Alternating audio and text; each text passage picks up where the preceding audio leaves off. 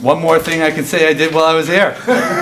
Open up a meeting. So we will call to order the November 12th, 2025 Town Council meeting to order. People may wonder why I'm holding the gavel, but in the absence of the previous chair, I actually govern the meeting until all of you elect a chair to move forward. So we will move on to the first agenda item of tonight's meeting, which is swearing in of the town clerk. Congratulations, everybody. If you would all rise, raise your right hand, and say, "I do," when I'm done. Do you solemnly swear that you will faithfully and impartially perform the duties incumbent upon you as a member of the town council to the best of your abilities, so help you God? I do. Thank you. Ted, you good with that? Yeah, I'm good. Okay, do you do that too? He was He was already sworn in? All right, so I got you on speaker, Ted, just so you know. And we're putting you right into the microphone here, so I'm going to do that in 1 second. So just one of the announcements of the chair this evening is Councilor Cormier Ledger is traveling and he is participating by iPhone. So now I will, the second order of business tonight is to elect a chair. So I will entertain a motion to nominate a chair of the town council. I'd like to nominate Bobby DeLorco as chair. Okay, is there a second? Second. Any other nominations for chair? Any discussion? Hearing none. We will take a roll call vote, which I'll memorize and fill it out afterwards on the sheet. As I'm all of a sudden realizing to put the sheets over there. Councilor Cormier Ledger, Yes. Councilor Grella, Yes. Councilor Malloy, Yes. Councilor Juku, Yes. Councilor Griffith, Yes. Councilor DeLorco, Yes. Councilor Morangello, Yes. Councilor Callaway Tripp, Yes. and Councilor LeBlanc. Yes. The motion passes. Congratulations, Councilor DeLorco.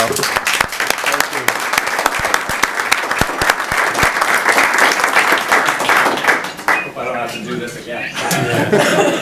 There you go, Mr. Chairman. Thank you. It's a lot lighter than the one I use at work, but that's good. So, I'd like to thank everybody for giving me the chance to be chairman. I appreciate that, and looking forward to working with everybody here.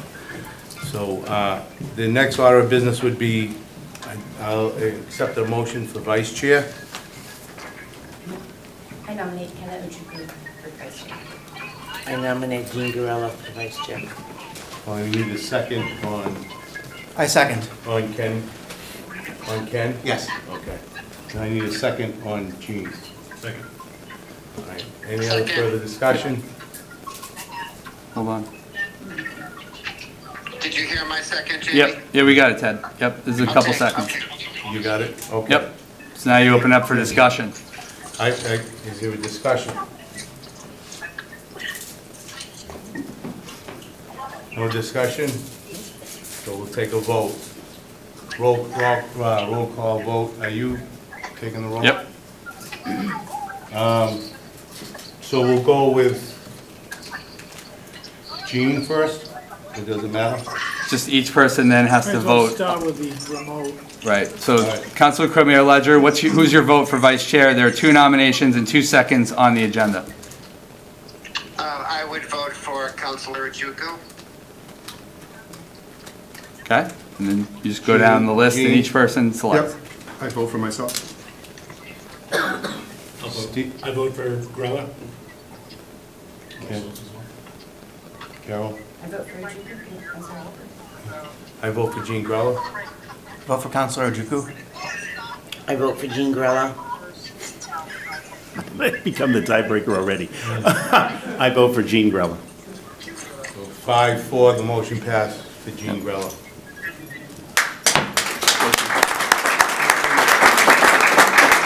Mr. Grella, if you could take your nameplate. Yep. Thank you.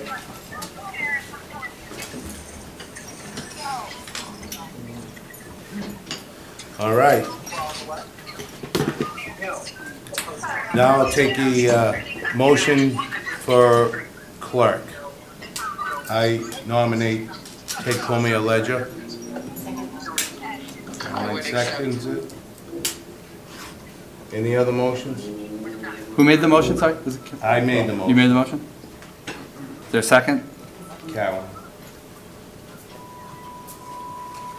No other motions? All right. We will go to a roll call vote. Ted? Ted? Yes. Yes. Steve? Yes. Yes. Yes. Yes. Yes. Yes. Yes. Motion passed. Ted is the clerk.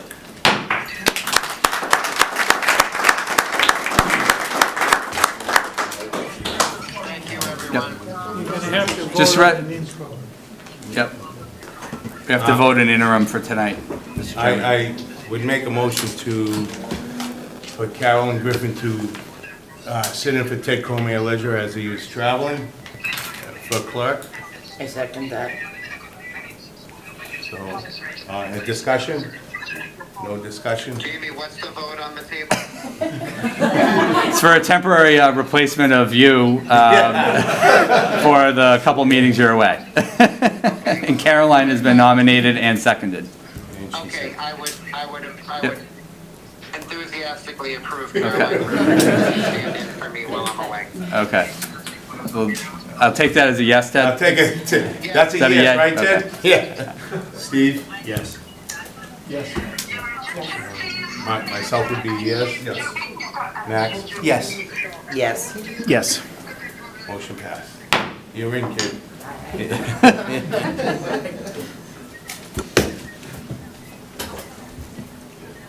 Congratulations to everyone.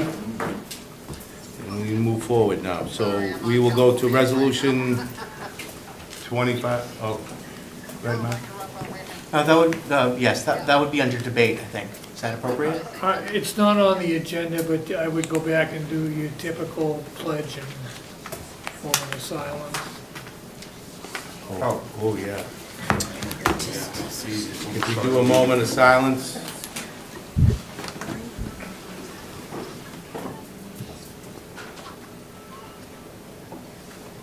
Stand for the Pledge of Allegiance, please. Pledge allegiance.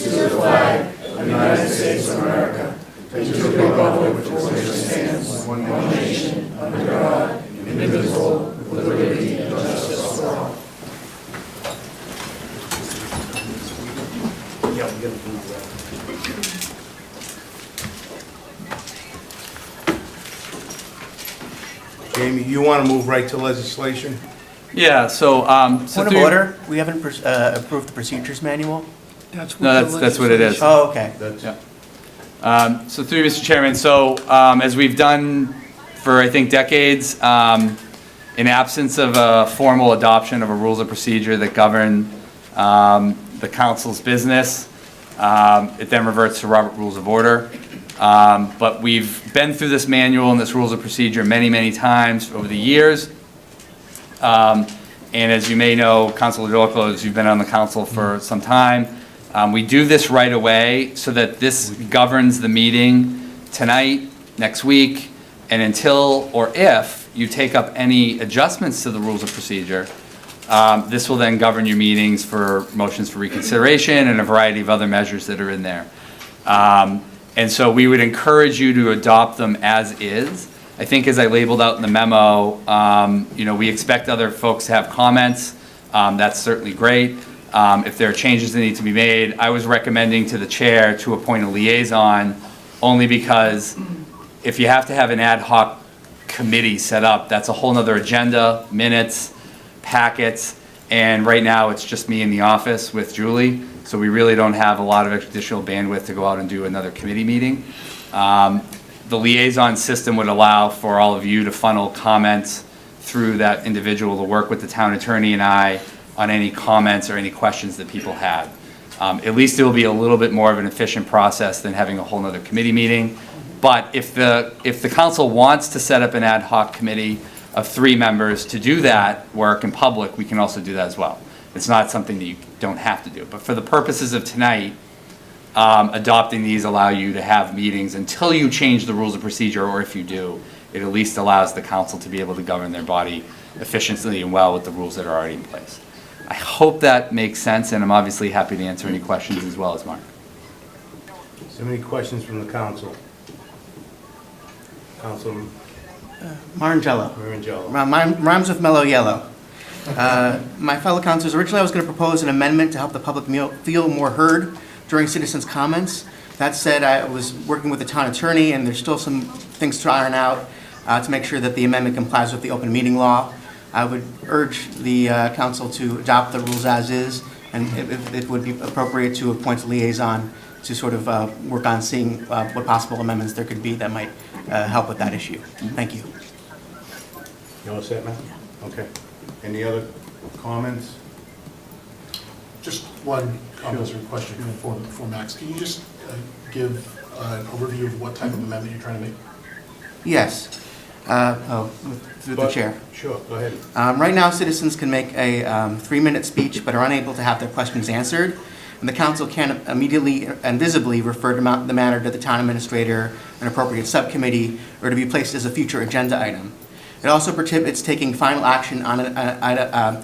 My proposal still prohibits taking final action on an item, not on the agenda, and still limits a contentious back and forth between members and the council. This isn't a big change. It just simply allows you to either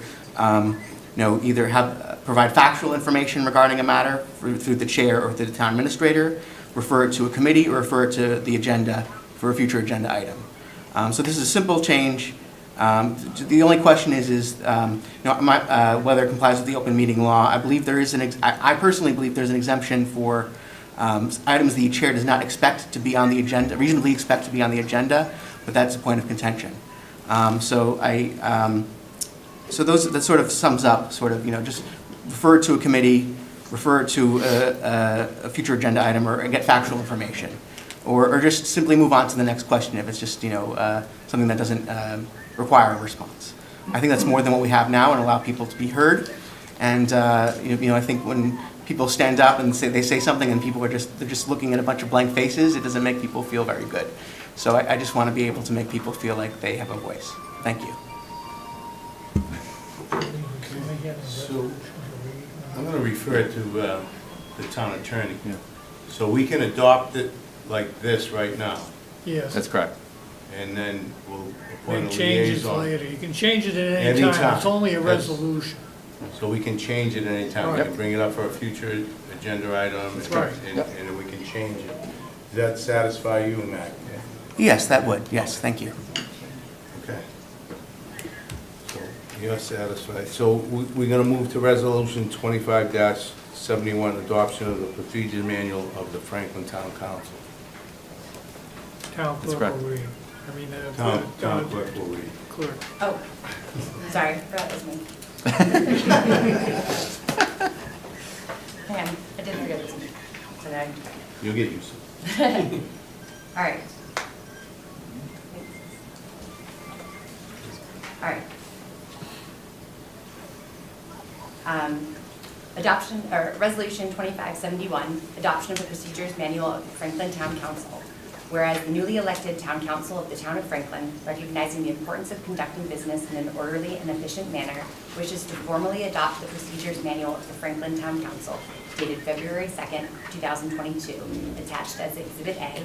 And whereas the procedures manual of the Town Council will consist of 3 documents: the introduction, the role of the Town Council, and the council procedures.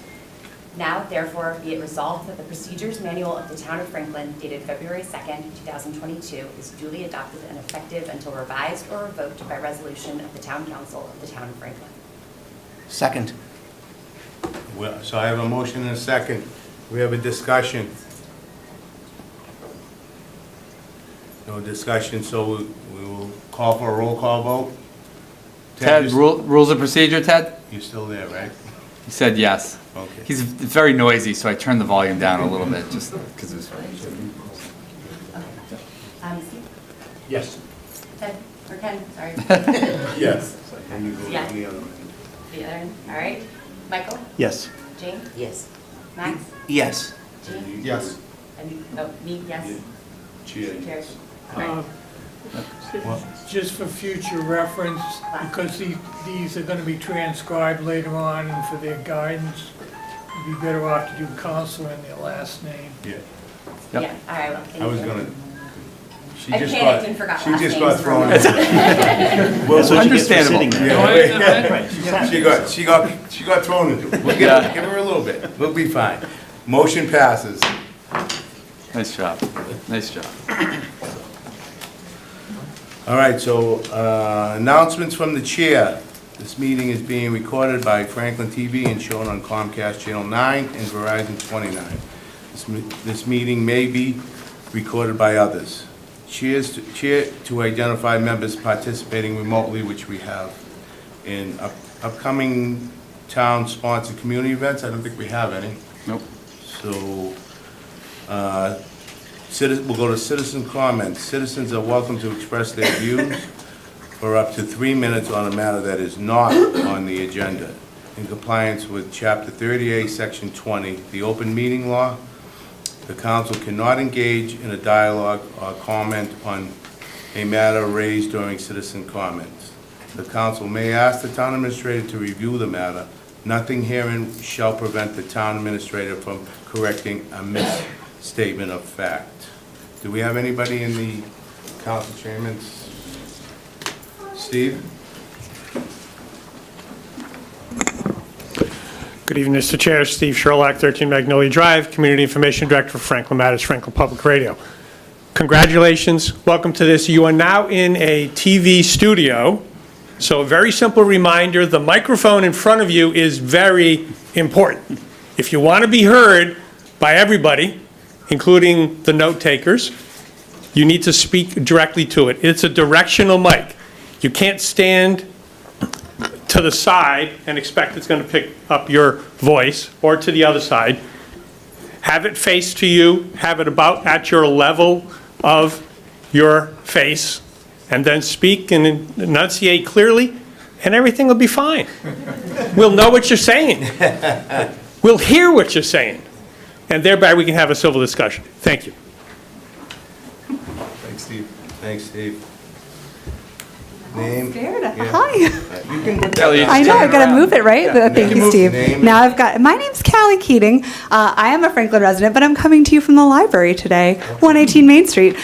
We just wanted to highlight an event that we have tomorrow. If you've got littles in your life, you may know that about all the half days this week for the public schools. And we have a really fun collaboration with the fire department and the health department and the Safe Coalition tomorrow. We're doing a Holiday Heroes health event, kind of staying safe and healthy during the holidays. So the fire department's going to be in the building doing CPR and Stop the Bleed. We have the choking vests. We have a whole bunch of interactive activities for the kids to kind of reinforce how to stay safe and healthy during the holiday season. And it's going to be kind of a fun little activity. So we thought we'd take a little moment to highlight that. Also, congratulations, everyone.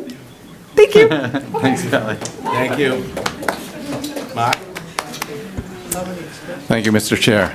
Mark Minichelli, 31 Longfellow Drive. Just a simple task tonight I have up here, and that's to say thank you to the town administrator, the DPW, and all of those who were involved in putting up the crosswalk light on Chestnut Street. For a number of years, that has been a potential safety hazard there. That crosswalk was very difficult to realize and recognize if you're a driver. My wife several times while walking the dog had told me stories about how people wouldn't stop even when she was off the curb. So thank you very much for doing that, especially in light of the recent pedestrian fatality that we had in Franklin. It's an excellent reminder to all of us to be careful driving and to remember that the cars and trucks we're driving can be very, very dangerous. So, but thanks again to the town of Franklin for making that change happen. Thank you, Mark. Name and address, please. Kim Muchow, 4 Briarwood Road, and I am coming to talk about the second annual Franklin Community Coat Drive. And so New England Chapel is partnering with the Community Closet at the Franklin United Methodist Church, and we have started our coat drive already. And we have various town pickup points, whether it's at New England Chapel, the Methodist Church, Hockomock YMCA, the fire department, main station, and the police station. And I'm very happy to say that when we dropped off the boxes at the fire station, the police station, they had already posted our flyers outside. Today, we already picked up our first 15 coats. So we're very pleased with that. Last year, we were able to provide 300 individuals with warm winter coats. So we're excited. So if anybody has either a new or a gently used clean coat, please drop it off at one of our drop-off places. We will pick it up and get it ready for the official coat giveaway, which will be in early December. Thank you. Thank you, Sue.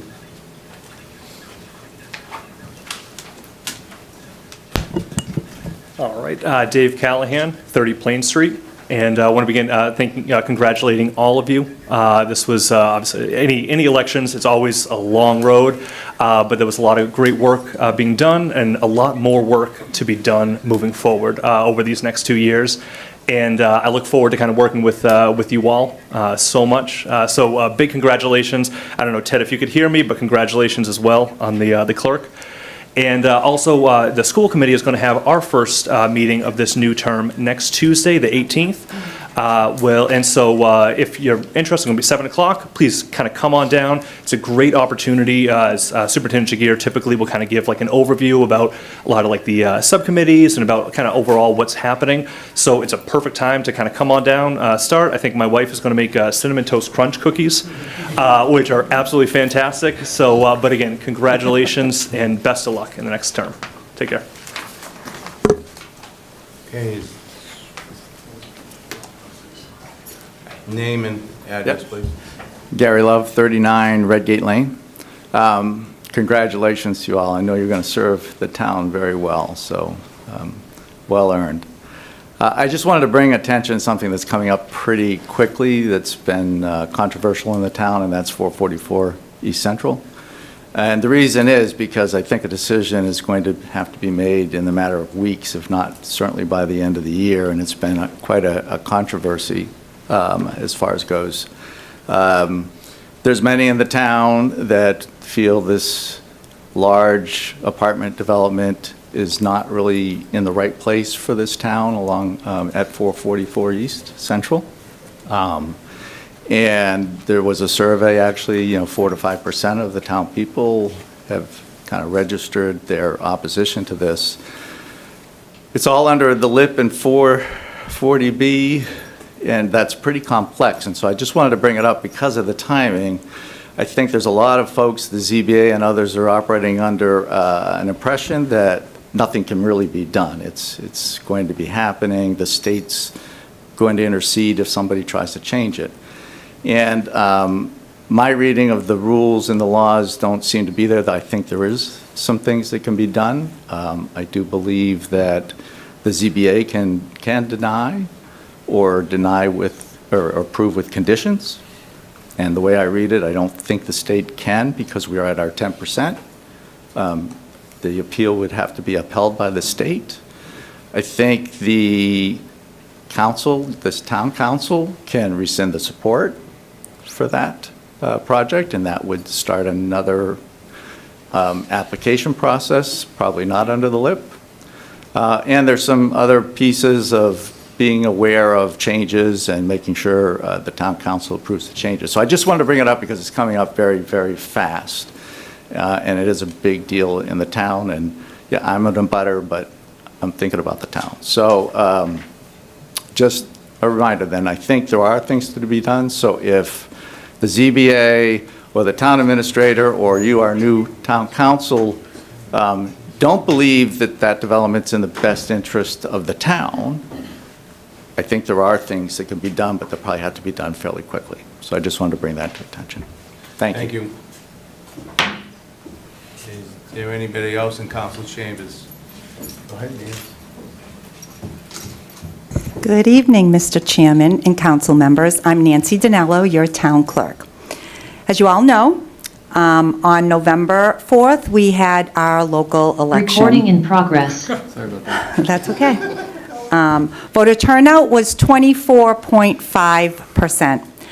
That's 6,387 voters that came out of a total of 26,126 voters.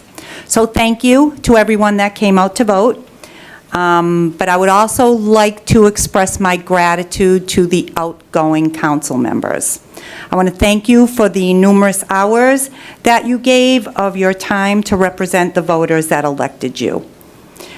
I'd also like to thank my staff. Elections are a lot of work, and along with a lot of work, I need a lot of people to help me do all that work. We have a great staff here in Franklin. My office staff, my election workers, DPW, police, everybody, that we all pull together to make this work, and I thank everybody. And lastly, I want to thank all of you and congratulate all of you. Congratulations. I look forward to working with you. Take care. Thank you, Nancy. Is there anybody else? How about in lovely Zoom land? Is there anybody out in Zoom land? No hands that I can see. I don't see anybody. Okay. Moving on.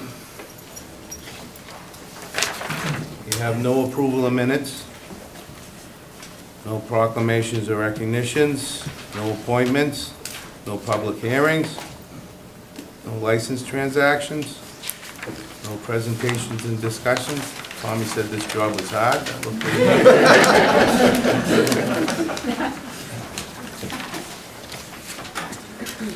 So, the Town Council orientation, Town Attorney Mark Sorrell, Jamie Helen, Town Administrator, and Town Department Heads. The purpose of this orientation is to publicly engage in a question and answer session around the core elements of responsibilities of the Town Council. So I'll turn it over to Jamie now to go through. Sure. Through Mr. Chairman and through the council and folks watching at home, I just want to note Councilor Cormier Ledger did jump off the call at about 6:30, so he's now no longer on the phone. I hope his flight is not as noisy as it seems, or wherever he is. You know, really the purpose, and I think for the two individuals, Councilor Lorico and Councilor Cormier Ledger, they've been through this before. Usually after every election, we want to make sure that all the council and the public are on the same page as you start the legislative session. Tonight's orientation is a little more extensive than usual. In the past, we've done public records, ethics, some of the state laws. A lot of people ask questions all the time. Why can't I reply to all the emails? Why can't all 9 of you go to the farmer's market and all talk and hang out together, right? A lot of things defy logic, defies technology, defies our normal behaviors that we do in everyday life. But now, welcome to government, where things get a little bit more complicated, and a lot of these things that are in here are really, truthfully, checks and balances in state law, the town bylaws or charter, and they're there for obviously good government reasons. So tonight we have the public records law, open meeting law, state ethics laws that the town attorney will discuss for a short time. The point of tonight's orientation is to ask questions. If there's confusion or clarity that people need, we're doing it right here on TV, live, for every other citizen to watch, maybe hopefully learn themselves. Sometimes I always get asked, like, why is it that way? You know, and now tonight, hopefully, maybe we can unpackage some of those myths. Second, Mr. Chairman, what we've also done is we've added on here, and we've asked all the department heads to come in, so thank you for all the department heads for coming tonight. If there are any questions that people have for them on the council, they're all here this week, and I've asked them to come next week as well for the budget issues. But we added in here, what does the town council do? What are some of your basic responsibilities as a legislative body?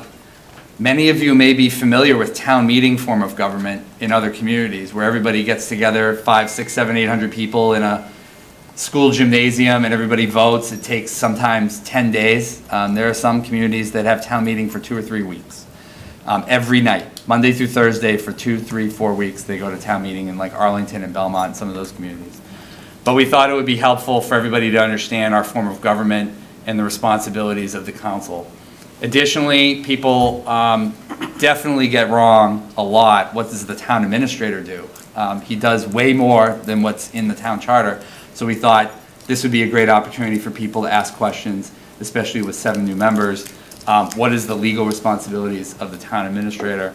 And then finally, we have here, this is not intended for tonight to be, extensive I'm not going to do a presentation on the budget, but we have included in here, and as you will hear from the town attorney at some point tonight, really the 2 major responsibilities the town council has, is really having a balanced budget every year as the legislative body and working through the town administrator through the town charter. So we added in here a discussion point. I know there have been a lot of comments, online and other theories and ideas, but I think given the fact that the budget is what it is these days, and I know many of you have been working with it, as in an advocacy role or on the finance committee or other ways, obviously the unique circumstances with what's coming up with the budget is very unique and will probably take a lot of time to learn the minutia. But we thought we would have on here, folks have a question about the process. When do hearings happen? Who initiates the budget process? When do we start? So I just put on here all of the documents and helpful resources for all of you, but also the constituents in town. This is an incredible opportunity with 7 new members to also start the community at a place where they can really follow along this year with the entire budget process, know where we're at, the numbers are the numbers, why they are. And that's why I invited all the department heads in case anybody had any specific questions for any of the departments. Tonight's a great lead-off point. So that was the overall goal, is to have an orientation, and hopefully tonight everything will be, I'm sure there'll be obviously more questions that'll come out in the days, weeks, months, and in the year ahead, but hopefully tonight we can get a good foundation built for all of you, but also the folks that are watching at home. So with that as a backdrop, I'll turn it over to the town attorney to go through some of the state laws, just some overview. I know I put all the links in there, so I hope everybody's taken some time to just scan through it and become familiar. But Mark's going to give a quick overview of some of these issues, and then we'll move on after that. Thank you, Jamie, through the chair. Do you want me to stay here or go over there? What's easiest? What's easiest for you? What's easiest for you? You can stay right there. You're not gonna? Nope. Okay. All right, so, of the several topics that are listed for me to discuss with you, frankly, we could probably spend half a day on each with a workshop. We're not going to do that for a number of reasons. First being open meeting law and ethics materials. You have received written materials when you took the oath, and you're obligated to take the online training for ethics. So I'm just going to, because we don't have the time, and as I said, you've already got that under your belts, so I'm just going to highlight issues in each area that's listed in the agenda. If anybody has any questions, of course, I'll be very happy to take them. And I'm going to base this on one of the links that was referred to belatedly was given you today, I believe, an October 29th, 2021 memorandum that I did to the council with attached memorandum. And you said, well, it's 4 or 5 years old. Well, in fact, the law hasn't changed significantly in those areas, so this material is still valid, except where there's only one outstanding area that I'll point out as we go along. So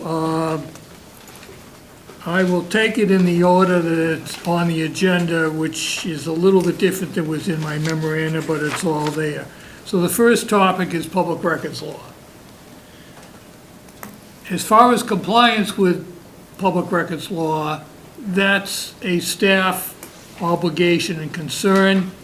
It's the generation of things that are public records where you come into play and need to be aware as you undertake your position.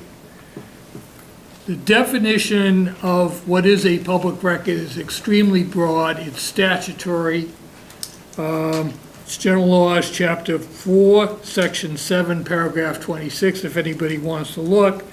Basically, everything is a public record that is generated in the furtherance of the municipality's business, unless it falls under a specific exemption in the statute. So the important thing to understand is it's the subject matter or the content, it's not how it was created or where it's stored. That brings the issue up of use of personal iPhones or other smart devices is to be discouraged, because if there's a request made and you've been doing town business on your personal piece of equipment, that's going to be subject to review. And not necessarily by town employees. I mean, if we refused to bring it or objected, they could, the requesting party could obtain a court order to make it available. So the short answer is don't. You know, set up some kind of a system that segregates how you handle town business from how you handle your personal business and equipment, et cetera.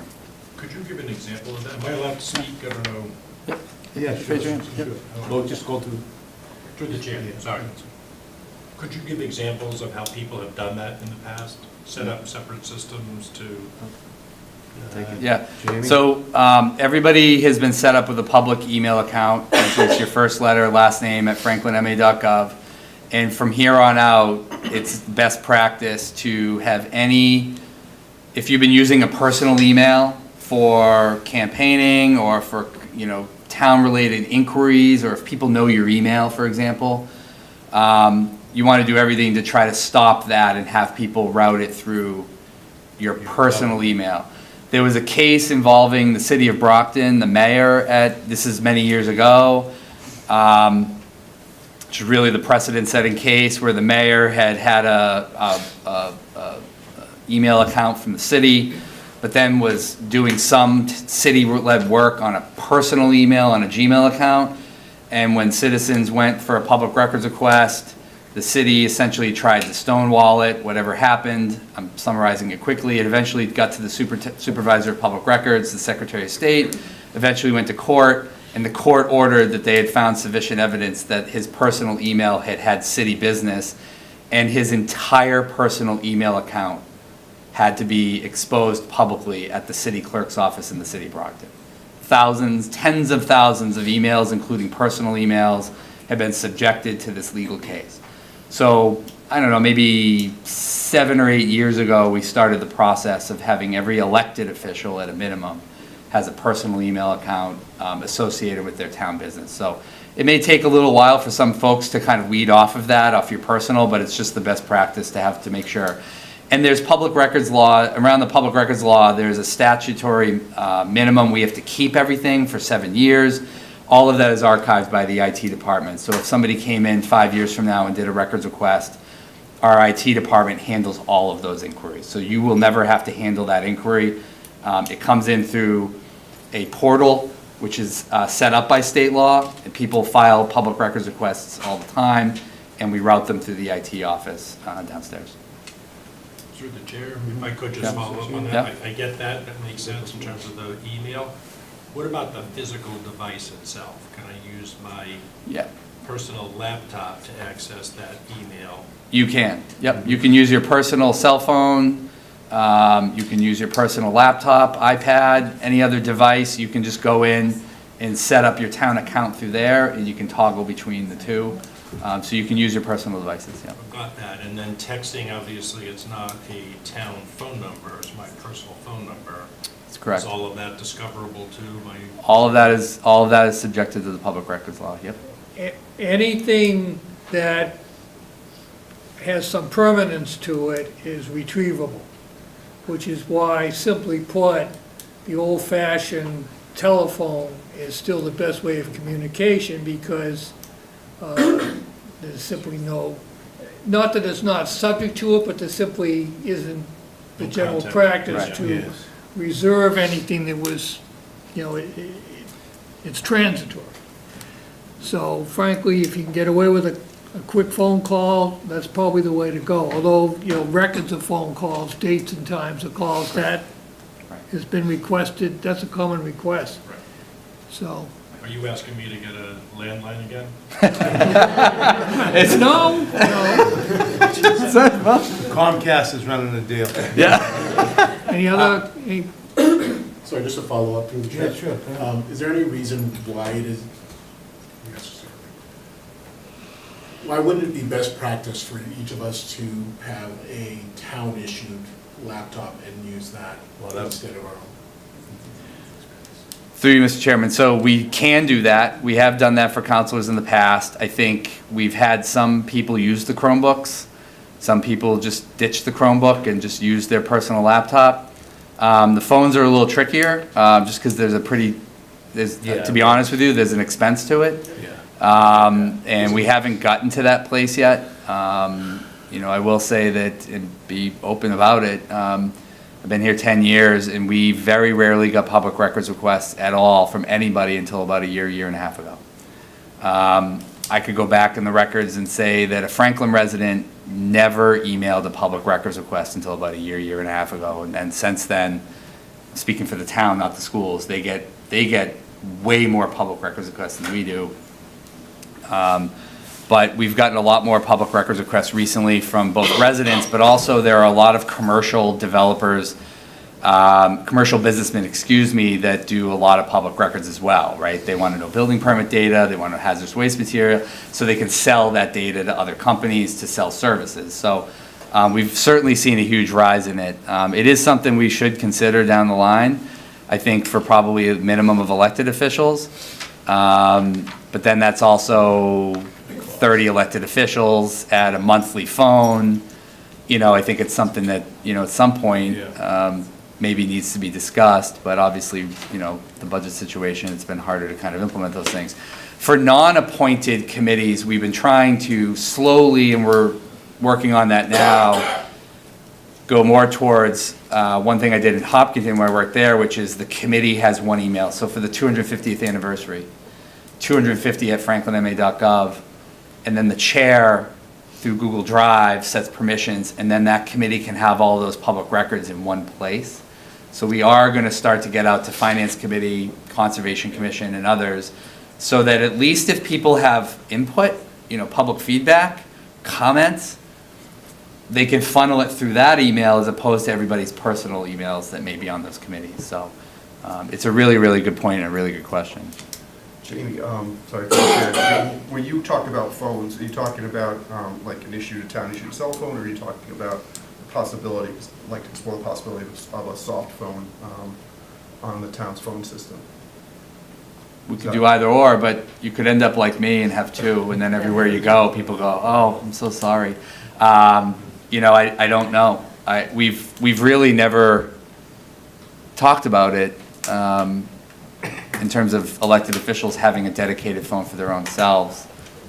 We've left it up to the emails because Do they run people get in touch with, they see, is the return on investment going to be there? I don't know. Do the town employees, do they run like a soft phone? So for instance, if they're working from home, if their town phone number goes through their laptop? We do have that. We have email to voicemail to email. So for me, I never get a voicemail because everything goes to email. So we do have that. Most of our town staff, at least the folks in this room, a lot of the deputies, they all have town-issued cell phones. And at some point, we may be just moving away from landlines, actually, because the landlines are expensive too. We could do a soft line. I mean, we could do a variety of things. Really, that's up to you guys. And then I think whatever happens to you, when we issued town council emails, well, then the school committee obviously should have them, the planning board should have them, the Board of Health should have them, so then we've done that across the board. And so, it's a discussion item certainly that people can consider if they want to have some other phone system. Mr. Chairman, go ahead. So, if anybody here needs like a Chromebook or anything, they should talk to you about it, right? Yeah. If they want their own, if any of you guys want your own, please contact Jamie and he'll get you one. Even raising hands, does anybody want a town-issued Chromebook? Jean? Yeah. I know you're Mine broke. You're broke. Yeah, so. You guys, you're all good? I did have a question. So is it permissible to, this sort of goes into campaign finance, I don't know if you could talk about it. Could you use campaign funds to purchase like a cell phone line and use that for a public business and just have that separate? Or is there a prohibition of using campaign funds for public purposes? I'm not really prepared to comment on that. I would talk to campaign and political finance for guidance. Give them a call, Max, and see if that would work. That's the Office of Campaign and Political Finance. Yeah. So. As to what you can and can't do with campaign funds, that comes through them. Yeah, good question. Give them a call, but that would be a good question. All right, so we know who All right, wants that, so keep going, Mark. I'm going to move on now to, because public records is probably the least, other than what I've covered in terms of responding. The next topic is the open meeting law. It's an extremely complex, there's a statute, there's regulations adopted by the Attorney General's office pursuant to the statute. The Attorney General also has a guidance, and they've set up a whole division known as the Division of Open Government to enforce the open meeting law. So the first thing to understand, as frankly with any statutory scheme, is you go to definitions to see what the application is. And you'll find out that in the case of the open meeting law, it's very broad because it applies to deliberations and meetings. And a deliberation is an oral or written communication through any medium, including electronic mail, between or among a quorum of a public body. And a meeting is a deliberation by a public body with respect to any matter within the body's jurisdiction. So you need to be aware of that, those definitions, and take it into account any time that a quorum or more of you are together. Now, there are specific exceptions to the statute, such as social gatherings, adjudicatory proceedings with on-site inspections as long as there's no deliberation. So a lot of times you can have the meeting but no deliberation. You can have workshops. Workshops are not considered, they're an exception to the open meeting law, which is the requirement for posting, taking minutes, and keeping records.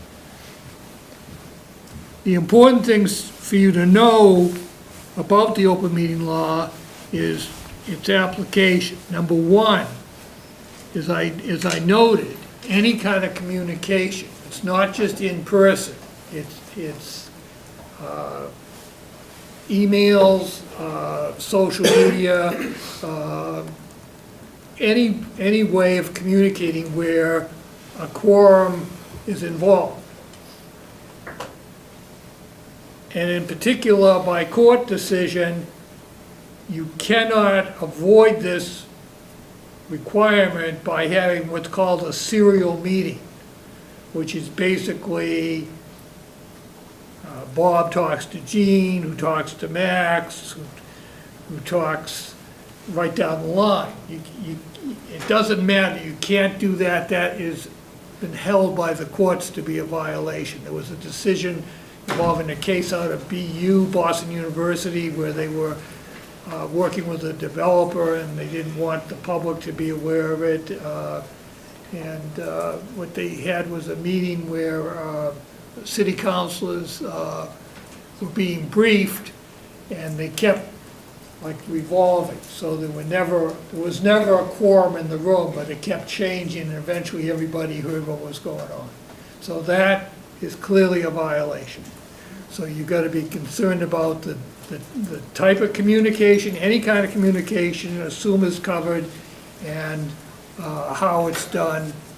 It doesn't have to be simultaneous. Oh, I have a question about that. Question. Oh, That's to the chair. through the chair. Raise your hand. Yes, Mr. Chairman. I was just wondering if there's like three people, and the last person talks to Jamie, who is not a member of the body, and then he talks to one person, and they talk to three more people. Is that a deliberation? You get into specific applications that may or may not be serial. It's permissible to have, for instance, each of you to talk to him if he didn't tell you what the others said and you don't tell them what they said. But that ends up, things like that happen fairly commonly, and it becomes an enforcement issue. So that brings me to the next point, which is the Attorney General's Office, Division of Open Government, is charged with enforcement. They will give you an opinion in advance, guidance.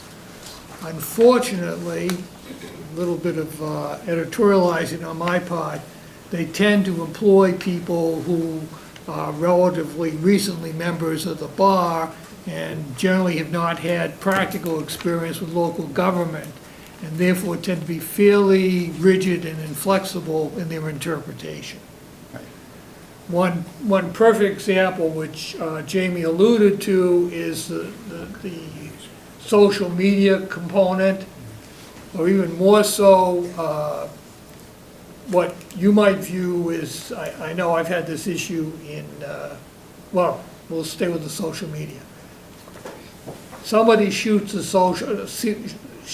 question, a comment, or whatever on a pending issue to everybody, and individual, in this case, council members, feel the need to reply. You can reply individually, you cannot. Reply at all. Yeah. No, right, you can't reply to everybody else. You can't share your thoughts. Now, unfortunately, that's probably going to generate contradictions, et cetera, but they're pretty adamant about that. And, I mean, they've made the application to fairly routine housekeeping matters, such as in towns, the select board approves minutes, and it's not uncommon to send the minutes out in advance and back and forth to finalize the minutes. That's not acceptable.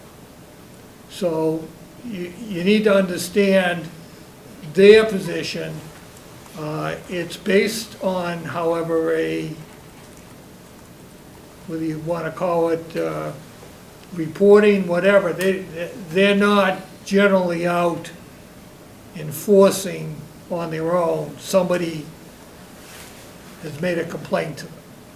That initiates a whole process in and of itself, which ends up consuming time and resources just to comply with that process where you might be completely exonerated.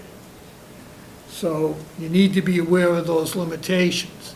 There's a lot of responsibilities under the open meeting law on the chair in terms of scheduling meetings, properly noticing, generating an agenda. Agendas have to be generated and posted 48 hours in advance of a meeting, not counting Saturdays, Sundays, and holidays. If you get agenda timely posted, and then something comes up some issue comes up between the time of posting and the time of the meeting, the chair can amend the agenda or revise the agenda to add that element, even though you're within that time frame. If it's not, however, if it's a substantive matter, it's not listed in the agenda, you're restricted, you cannot take that up during the meeting. That would be held to be improper. The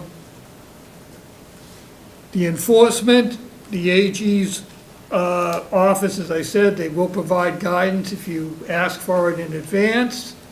If you proceed, and there is they have a number of remedies available to them to enforce. In my experience, they've been fairly conservative, generally warnings, even repeat warnings before they actually get into imposing fines, which they have the authority to do.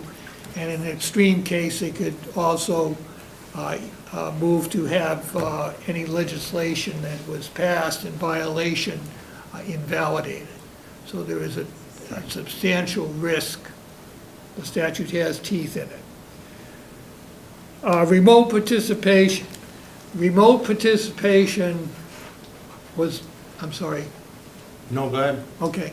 Remote participation was permissible before COVID. However, the caveat was there was a procedure in place. You had to get prior approval. You had to have a specific reason. It was up to the chair to make the determination. And oh, by the way, you still had to have a physical quorum present to have the meeting. Part of the COVID legislation did away with that physical quorum requirement. That's come up. An issue was just put in place on a temporary basis. However, it's come up 2 or 3 times for renewal, most recently late last spring, and they have kicked it down the road for another 2 years. So, at least for most if not all of your term, it's permissible to meet, have a remote meeting without, there's no limitation on how many people can be remote. The entire meeting could be remote. Exactly.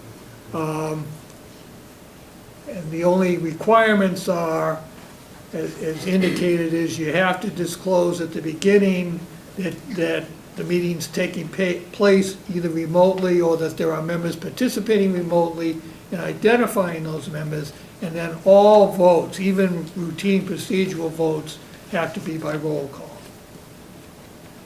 Just as an aside, there are exceptions to the open meeting requirement that you have an open meeting. There are enumerated statutory reasons for meeting in what's called executive session. And you're limited to those reasons, even though some of us who have been doing this a long time feel that it's a very limited list. For instance, litigation is a grounds for executive session. Property, real property acquisition, or anything relating to disposing of real property, that's a grounds for executive session. However, contract negotiations is not a grounds for executive session. Just meeting with me as your attorney is not a grounds for executive session. If it's litigation, yes, but otherwise it's not coextensive with the attorney-client privilege that applies to a private client. And we've lobbied unsuccessfully, literally for years, to add exemptions, but the legislature in their wisdom has declined. So at any rate, you've got the restricted grounds for executive sessions, and just to tie it in, if somebody is participating remotely in the executive session, which is permissible, however, they have to make a statement on the record that they are alone, that there is nobody else present that is not authorized to be in the executive session. That statement has to be made on the record at the start. And then all votes in the executive session have to be roll call votes as well.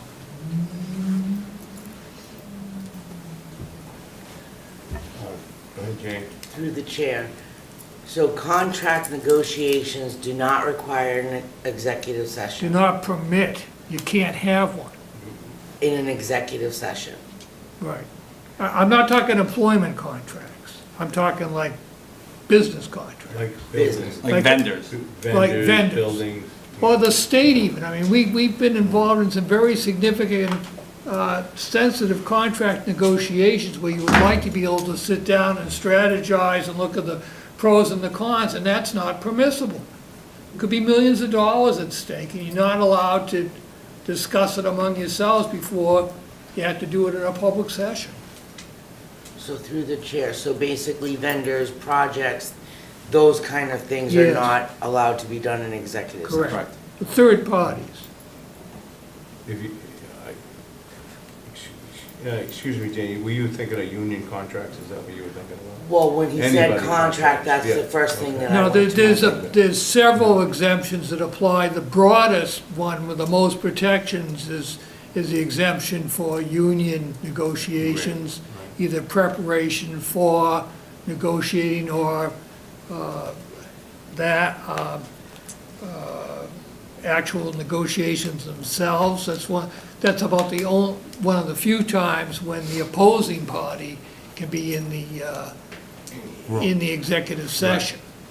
Also, discipline matters with employees is a permissible and very detailed exemption.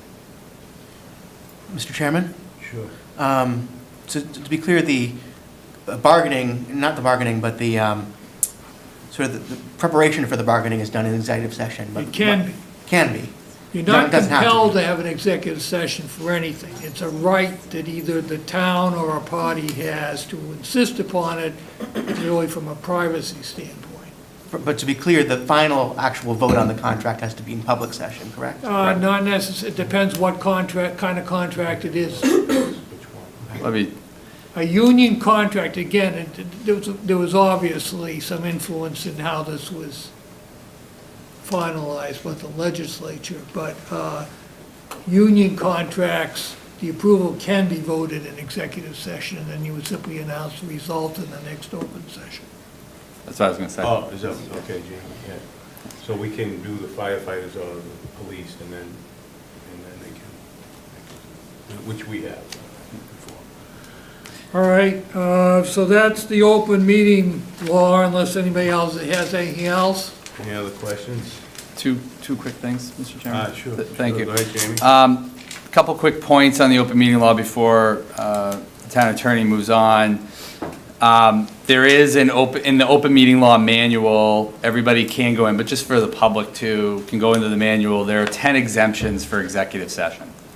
And I'd say half of those are never used. They are extremely rare. So people should check that open meeting law, but there are exemptions in there, and it's very explicitly stated. I know a lot of times people call them secret meetings. They don't do things in public. There are reasons for that when you see them and you're in there and you discuss them, like a collective bargaining strategy, for example.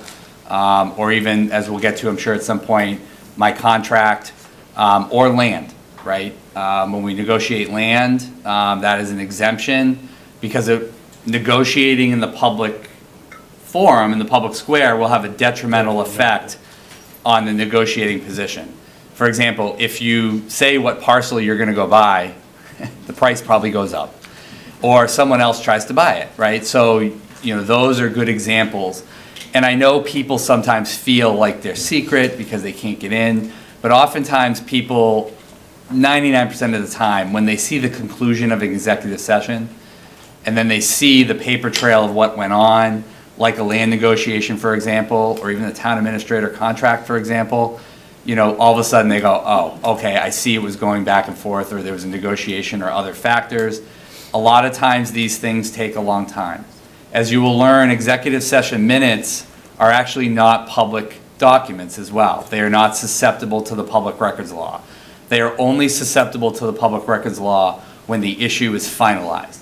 So when we purchased Schmidt Farm, for example, all of those minutes were then voted on and released and placed in the town clerk's office because the matter had been concluded, even though the purchase happened in public, but the negotiations leading up to that and the strategy behind that remained confidential until that transaction was complete. And the last thing I wanted to mention is, to the town attorney's point, there is a little bit of gray area with, and I'm going to try to phrase this right, business unforeseen at the time of posting.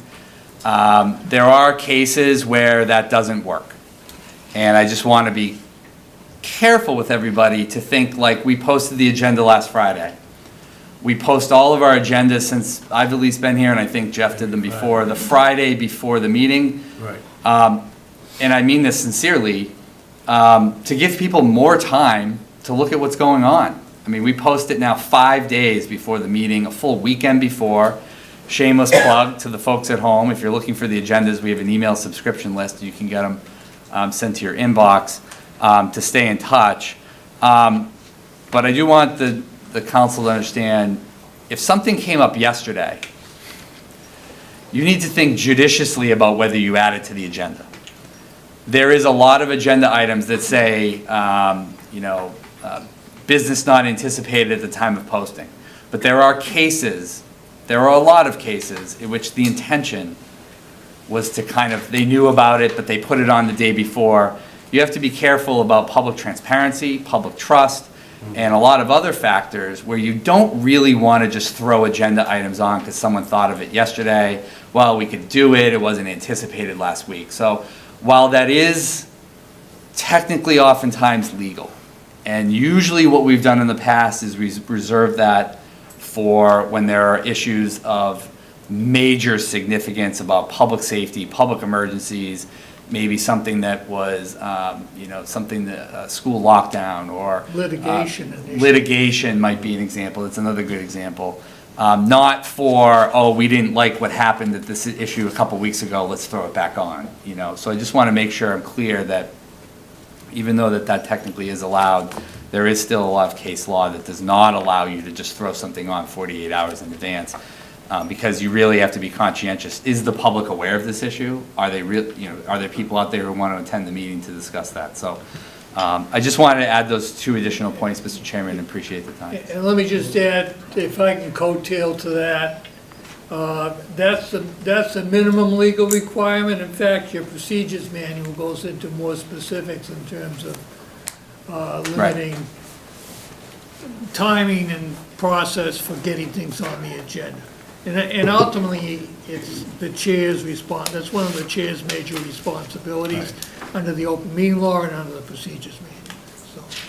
So I'll just piggyback a little bit on that. The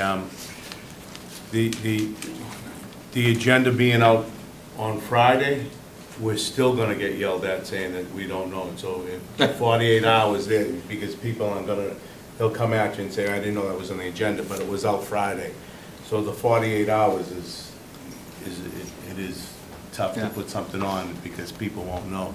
And the other thing on executive sessions, anything that we say in the executive session stays here. It doesn't leave. And we'll morph into the next topic, which is the ethics law on that point. Which is that the Ethics Commission has taken the position that a elected official who disregards executive session is liable for an ethics violation. So, as I said, I've saved the best for last. I say that somewhat sarcastically. You do have, I believe you actually given written materials on the ethics law, and you're supposed to take the ethics training. It is a training, and I have to say, in all honesty, there used to be little secrets for expediting the time to take it. Actually. But Ethics prevents you from saying it. well, they've eliminated that. You can't do it anymore. You have to take the whole training. And I would frankly say, approach it as for what it is. It's a training exercise, and it's a valuable training exercise. And it's not perfect, but it's very, if you approach it with a proper frame of mind, then you'll get something out of it. So what you need to understand when you talk about the ethics law, it's known as the ethics law. It's chapter 268, capital A of the general laws. It's in fact a criminal statute. Okay? It falls within the numbers of the statutes that are criminal statutes. And in most cases, there are both, well, never mind, in most cases, there are criminal penalties available for violations. And in addition, there's a very substantial civil penalty that's available to the Ethics Commission. The statute is set up in 3 sections, really, that kind of parallel each other. There's one that applies to state employees, there's one that applies to county employees, and then there's one that applies to municipal employees.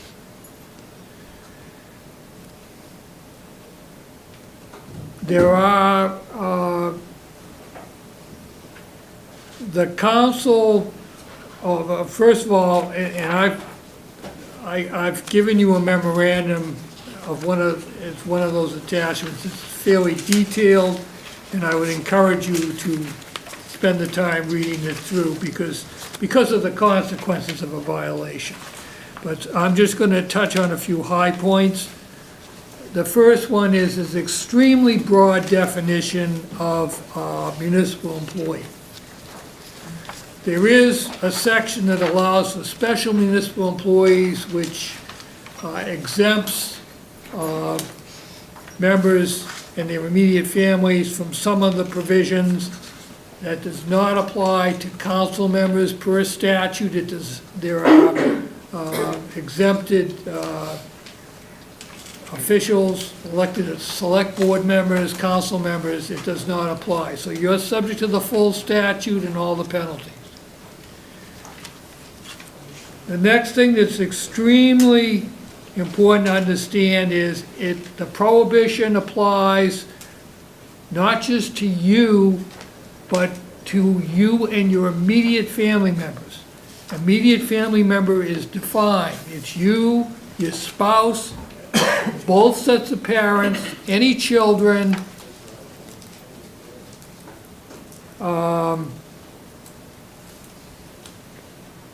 and so, you know, you need to be aware of that. Property ownership, sometimes people don't think about that, or extended business dealings, whatever. You need to be aware of what people that fall into that definition of immediate family are doing, and what their practical and business relationship is with you.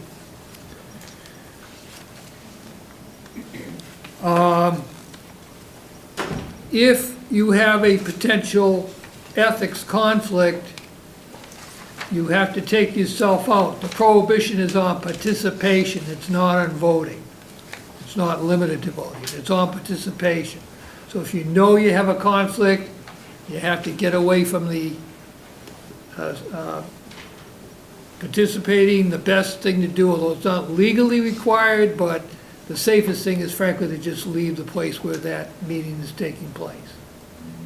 Because I've seen situations where, on the one hand, people have actually been playing with signaling and body language and themselves, and other cases where they aren't, but other people claim they are. So the safest thing is to simply remove yourself from that situation. And the prohibition is extremely broad, so to approach other members of the council, for instance, if a councilor has a conflict that also precludes you discussing it outside the meeting with that person, you need to stay away from it. And again, the consequences are fairly severe. In fact, the one thing the legislature did more recently was to increase the penalties. In most cases, the criminal penalties from up to 2.5 months in the House of Correction and a 2.5 to 5 years or a $10,000 fine. It's easy time. Right. Plus, they also gave themselves the authority to impose a civil penalty if they handle it administratively, and that can be up to $25,000 per violation. So you can get into some serious money, not to mention the expense of incurring an aggravation and the expense of an attorney, which you would be well advised to have under those circumstances. That kind of happened to me when I first got on the council. When I had my shop, I was doing, I was doing the inspection stickers for the police department and fire department. I didn't think anything of it, but, yeah, and, you know, luckily Jeff told me you can't do it anymore. I called the Ethics Commission. Luckily, it was a couple months into my term, and, yeah, it definitely was in violation. And again, I was in violation. I didn't even, you know, you can do it and not even know that you're in violation. the chair, you know what I chair mean? has segued Yeah. again, because the Ethics Commission, which enforces the ethics law, basically has two of their functions. One's providing guidance, so if you go to them in advance, because you're concerned that you may have a conflict, they have, as the TA has mentioned to others here, an attorney for the day, and they'll give you at least a quick answer. That's what he gave me. He said, you know, I told him, and I was honest with him, and then he just said, stop, and that was fine. So you can know, rely upon that to some degree. If you're really concerned, usually what you would do would be to write a detailed request to them, provide as much information honestly and thoroughly, and then they will take it under advisement. The downside of this is it takes a while, weeks at least. They will give you a written opinion, and as long as you have not misrepresented to them or withheld information, you can rely upon that as not being a violation. Right. In addition, they have published, first they published, as they were authorized by statute, a list of exemptions, or safe harbors as they call them, that might be an ethics violation otherwise, but which they have specified are not. They're lengthy, and they're on their website. Secondly, they publish opinions when they discipline somebody. They also have issued guidances that are available on particular issues. Some examples of that is they have a guidance on permissible political activity by elected and appointed or by municipal employees, what you can and can't do. They also have a guidance on abutters, property abutters. If they consider you an immediate property abutter, which is, I recall, is generally defined as sharing a property line or being immediately across the street from a property that's the subject of some kind of municipal activity, then there's a presumption that you are in conflict. So, so that's a fairly detailed guidance. That goes back. I actually made a few hard copies of it if anybody's interested. Otherwise, it's references 05, which means it was enacted in 2005-02. So this is it. It's about 6 pages, I think. You know, Mr. Chairman? Go ahead, Jamie.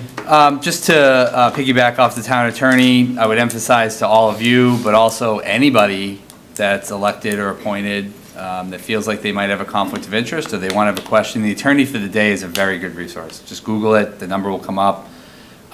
Take advantage of that. It's worth the 5 minutes to call them to make sure that you're not putting yourself in a difficult position.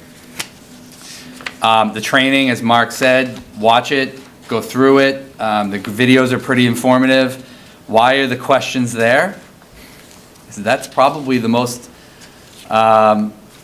those are the situations you're probably going to find yourselves in those positions possibly at one point or another. So those questions are there because, I know it might come as a shock, people have offered Red Sox tickets to people for things to happen. The property abutter issue, there's a whole menu of them in there. The training is there to give all of you the 30, 40, or 50 scenarios that are likely to come before you. Furthermore, I would argue that that is more likely to happen in our form of government, because in a town meeting form of government where everybody gets in the gym, they make the decisions at a town meeting for the town. But all of you, as we'll learn in a little bit, make the decisions on zoning, right? You make all the decisions on the budget, and so you're the legislative body. So at some point, the questions that are on that exam, you are likely to face those issues in town and in your role. One other myth buster for a lot of people, and this may be helpful for people at home, the town administrator and the town attorney are not the ethics police, and we are not the entity you call first.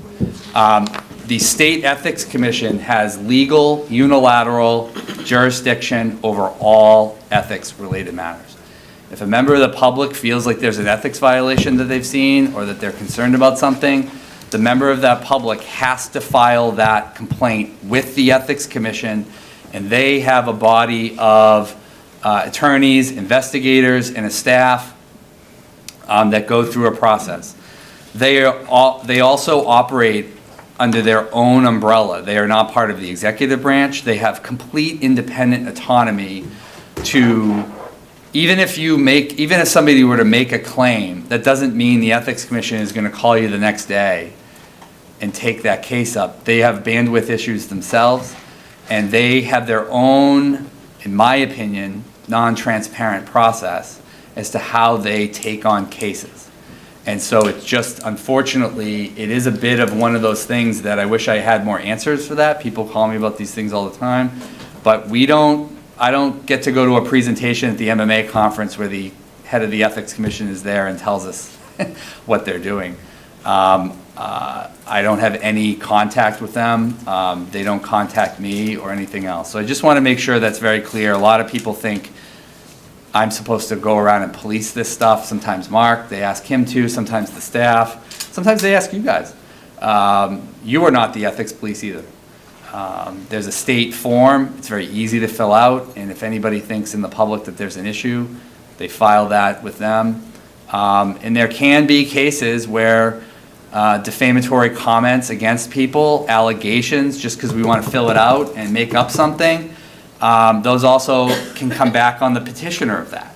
They're not going to just Harry Houdini sign this and they're going to take it up, right? They're going to confirm that this is a real person with real evidence. So it's a pretty extensive statute. It's a pretty extensive power set for the Ethics Commission. Just thank you, Mr. Chairman, for those couple additional comments in case anybody else has any questions. Jane had a question? Yeah, just through the chair. The video you guys are speaking of is the one that was sent to us that we needed to complete, correct? Yes, yeah. It's about 50 minutes, I think, if you watch all the videos. Yeah, I already did it, I just wanted to make sure I didn't miss one. Matt? Thank you, Mr. Chairman. You get a certificate at the end to print out, they give you a mechanism to print it out so that you have a record that you did it. Right. Oh, yeah, yes, thank you, Mr. Chairman. One of the questions or comments earlier was about executive session. If the agenda, I guess the agenda, you said at the end of the issue is resolved, it becomes, the agenda minutes are released, or the minutes are released. Yeah. At that point, are counselors free to talk about what happened in executive session? Yeah. Okay. Yeah, I should have said that. That's a great point, great question. All right, so I just wanted to, finishing up here, highlight what's in several of the sections of the ethics law. The early part, I should have said this, the early part of the law, the first couple of sections apply across the boards. It's real serious stuff that you would recognize where somebody actually, not even a Red Sox tickets, but actually tries to bribe you. So either offering or accepting a bribe, that's clear cut. So you go down from there as you go further into the statute. So prohibited conduct includes self-dealing. So remember what I said, it's immediate family members. So say that, when your spouse had some kind of a business and you threw some business that way, that's going to be a violation of self-dealing. Interest in a contract apart from the municipality. This is one case where you can't do anything at all. This is an exception for special municipal employees because it's recognized that professionals and that you need engineers, architects, lawyers, what have you, from the private sector, as a practical matter, are not going to deal with you if they're restricted from other business. So there are exemptions for, under those circumstances, from that prohibition, but you're subject to it, you and your family members. Solicitation or receipt of any kind of favors or things of value $50 or more is a prohibition. There's a general catch-all, appearance of conflict if a reasonable person would be led to believe that, all right, say you as an example, it's not an immediate family member as defined in the bylaws, it's close friends or cousins or something like that, and something substantial. That's something you have to think about.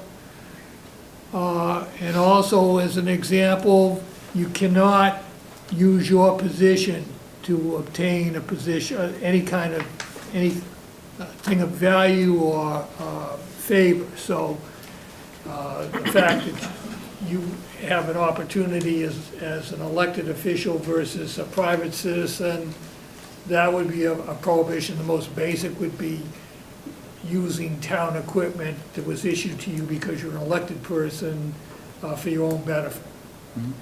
And then also using your position, the classic, the police pull you over and you say, "Do you know who I am?" That's pretty much a prima facie. So anyway, that's about as much as I have for tonight. I'm happy to talk to anybody one-on-one on any of these topics or any other topics as we go forward. You're free to reach me. I'm here Monday, Wednesday, and Friday. I have a direct phone line. I have an email address. So happy to respond. Does anybody have any other questions from tonight? Any? Thank you. Thank you, Mark. Thank you. So the next topic on the agenda is, really these were references, and I'm going to speak to them quick just so that we can get down the agenda. But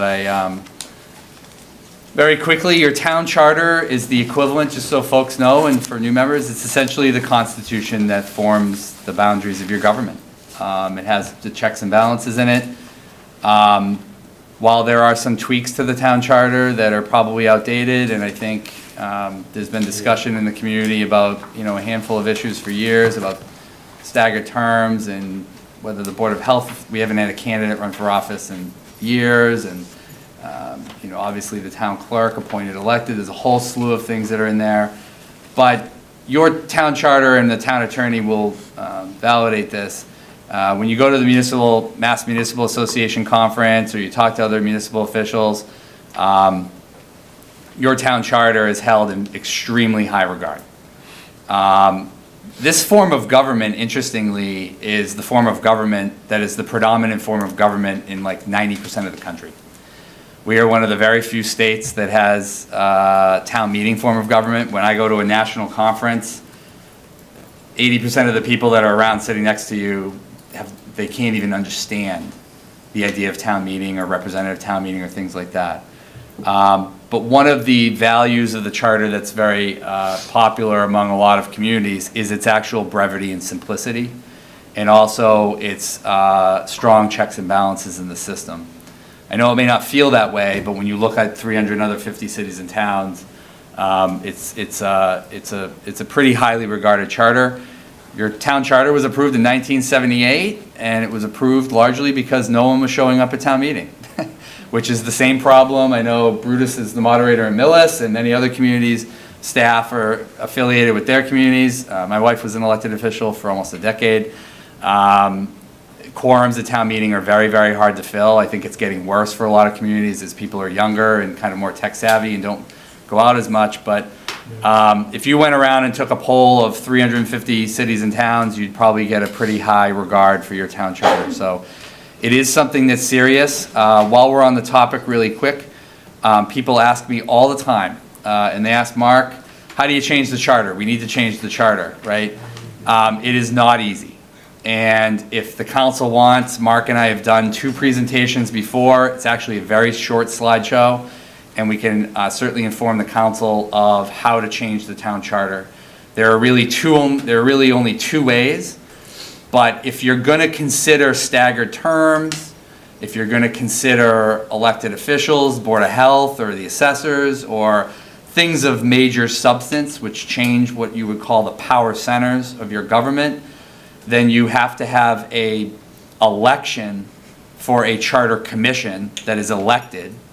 Councilors can run for it, but a lot of times people think that all of you are the commission. That's not true. They go to the ballot, either in a special election or a regularly scheduled local. People run for those seats, just like y'all did. They elect in, say, 9 members to the charter commission. That charter commission has unilateral control over what recommendation it provides to the community. And then you have to put that charter amendment on the ballot. So just to sober a little bit of expectations, if you're going to go in on something of substance like staggered terms, and certainly I've argued in the past that this is an exercise. You're at 30 years this year since the last time you did a major charter review in Franklin was in 1995, where they went from 17 members on the town council to 9. Maybe it was 18. It might have been a really large, I know the staff's like, oh my God. Well, the elected officials didn't like it either, because if you thought the meetings were going late last year, they were going really late. So they whittled it down to 9. And that was really the last time. I think Jim Dacey, our former treasurer, was the gentleman who chaired that committee. And so at 30 years, 35 years, at some point in your community, you're going to want to consider, deciding whether or not you want to go through that exercise. It is still not easy. Take the town of Framingham, now the city of Framingham. Yeah, they just turned it Okay, over, right. Well, they tried for 40 years to amend their charter. They finally got it through by a 0.5 percentage point. And the city's still never quite been the same since. No. They've had 2 mayors. It didn't always go well. I think things are stable there now, and I'm not trying to throw Framingham under the bus, but I was a part of that with my predecessor. Anytime a city or town through the state goes through a charter review, they always call us. And Jeff and I traditionally have gone out and done presentations for the communities, Watertown, Amherst, North Attleboro, a lot. But it's a very serious undertaking. It is something that requires a tremendous amount of time, and there's a statutory component with the elected charter commission that the town council has to finance it and fund it. So you can't do this on the cheap. This is a solid, $100,000, $200,000, $300,000, $400,000, $500,000 endeavor. It requires a tremendous amount of outreach to the community, unlike anything you've ever done in my 10 years here. So if the community wants to do that, you're probably not far from really having to do that and getting out a lot of ideas that people have had. I just want to make sure people know, there are ways to possibly expedite small changes. Like if you wanted to take the Board of Health, for example, and not have them elected and make them appointed through the regular process, that's something you can do outside of a charter commission. Okay, you can do one-offs and smaller things. And certainly at the right time, if folks want, the town attorney and I are happy to walk through that. And then on the town code, it's endless. But that is where all of our zoning bylaws are. That is where all of our general bylaws are.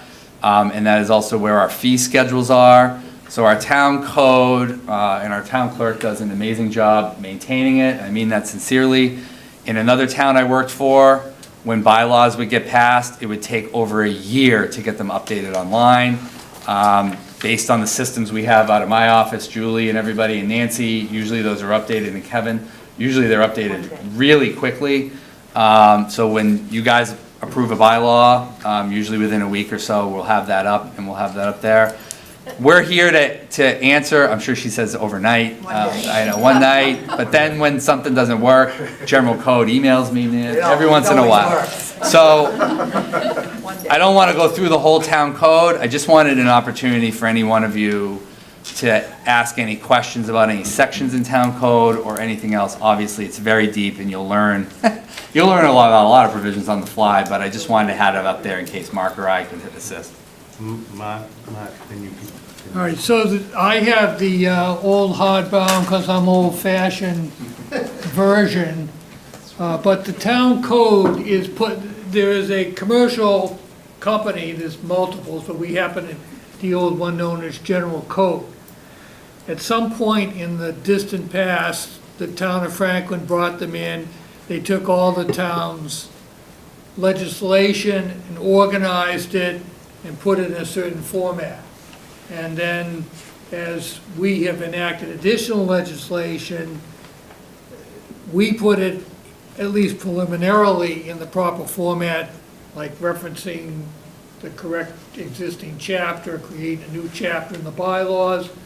Then it goes to general code, they review it, they may question what we've done or even correct it, but that's what it is. It's a commercial compilation. It exists both online, pretty instantaneously, and occasional, at least once a year, it gets updated in the hardbound form.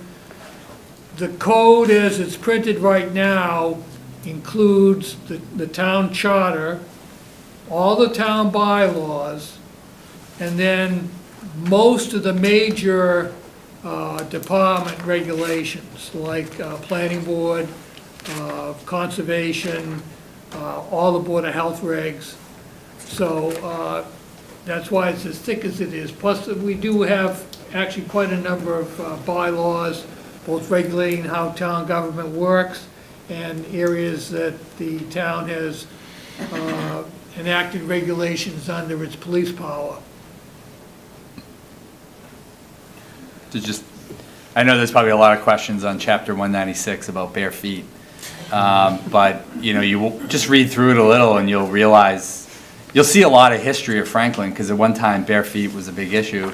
So the council took advantage of that and put in a whole town code about bare feet in town. You can't make it up, but at one point it was a big deal and they took care of it. But I just wanted to give this an opportunity in case anybody had any questions people can ask. Ken has a question. Actually, about the charter, to your Sure. point, it's been a very long time since we've looked at it. Also, it sounds like a major lift to make changes. It would be helpful, it sounds like you have this in mind already. It would be helpful for us, I think, to get a summary of what changes what amendments we could make without formalizing a full charter commission. Just an understanding of what can we actually do and what can't we, where the guidelines are. Yep. Just for some. I was gonna kind of piggyback on that, Ken, and say, you said you had a slideshow? Yep. So I think that would be good for all of us to see, because we're gonna get these questions out in the public, and if we see that slideshow and do what we can do, we'll have some background. I thought that would be a good idea. It's a great discussion item for sure. Yeah. Are you all set? I'm all set, thank you. Thank you, Mr. Chairman. I just had a question through you. One of the things I know about the charter is that when we pass legislation, or most legislation, it doesn't take effect for 14 days. That's correct. So is Nancy a little bit too good at her game that we're passing laws before they actually take effect, or? Well, so no, they're sent to general code, and then they are sent to, the same day, they're sent to the Milford Daily News for them to publish that at their earliest convenience. So those bylaws are then added to the code book online, and as Mark said, that every year I get a supplement copy, and I think I get 9 copies for people who've purchased them. to insert the supplements into the code book. So, yes, I am good at my job, Max, and I'm just wondering, is it getting in there after 14 days or before 14 days, or on 14 days? So it's getting there probably before the 14 days, but the 14 days is to advertise them, the bylaws, and they are being advertised within those 14 days. Great question, though. So Good. you'll notice when you start doing bylaw amendments, they standardly say at the bottom, this bylaw shall become effective according to the provisions of the Town of Franklin Home Rule Charter. And what that means is, it's not effective, it's not legally effective until those 14 days go by, because hypothetically, there is a provision for voter initiative to nullify it. It would be pretty challenging as a practical matter to satisfy that requirement as it's laid out, but it is there, and that's the risk you run. So you certainly wouldn't go out and do a major expenditure or a major project until that 14-day period had run. Thank you. Anybody else? All right, Jamie. All right, so through Mr. Chairman, item number 6, what does the town council do? If people want me to put it up on the screen, I'll shift seats, but I think you have all the links in front of you. If people go to Article 2 of the town charter, it's a few pages. Most of it really speaks to, I think, eligibility and speaks to how many people in the election terms, and how to select a chair, a vice chair, and the general powers and duties. I think this section is not emblematic necessarily, probably what people think of y'all do. But just because everybody's new and we're starting fresh with folks at home too, and then I'm sure Mark will have a comment or two. Number one, and most importantly, you are the legislative body for the town. You are only one of maybe about 12 communities in the entire state that have this form of government, where you have what's called a council manager. There's about 40, 45 communities across the state that have a council manager mayor. Okay, council mayor, excuse me. And so that's, your larger cities, Revere, Lawrence, Boston, it's set forth. We are technically, Framingham, we are technically a hybrid form of government. That is one of only a couple in Massachusetts here. We are the only city form of government, although I don't know Amherst, they might have done the same thing, but as of last couple years ago, we're the only city form of government. We are the city, known as the Town of Franklin. I'm sure many of you have heard that before. That is a statutory designation that we have in state law, and we're the only one that has a finance committee. So here's a great example of the hybrid. Other council managers' forms of government, the legislative body deals with all the finances, but does not have a finance committee. Franklin chose to maintain the finance committee, which is something that I am actually quite supportive of. My predecessor was not always, and I understand why. But I feel the finance committee provides a really valuable role. And so we're very, very unique. If you talk to colleagues, other municipal officials, what we do here is very efficient, and generally, most communities are jealous of the hybrid form of government. People like the idea that there's a council manager form of government where we can move business and be efficient and work collaboratively, but also the community has always prioritized that small town feel by having boards and committees, having a finance committee, and the such. So what's labeled out here, your main responsibilities are pretty well labeled out of your general powers and duties. I would say A, you're the legislative body. B, it's your responsibility to pass a balanced budget each year. C, obviously working with the town administrator to hire one or fire one or replace one or hire an interim. And then obviously we'll talk about liquor licensing in a moment. That's another rare responsibility that y'all have. And then you also maintain all of the public property on behalf of the town. That's a very important one that's not very explicit in here.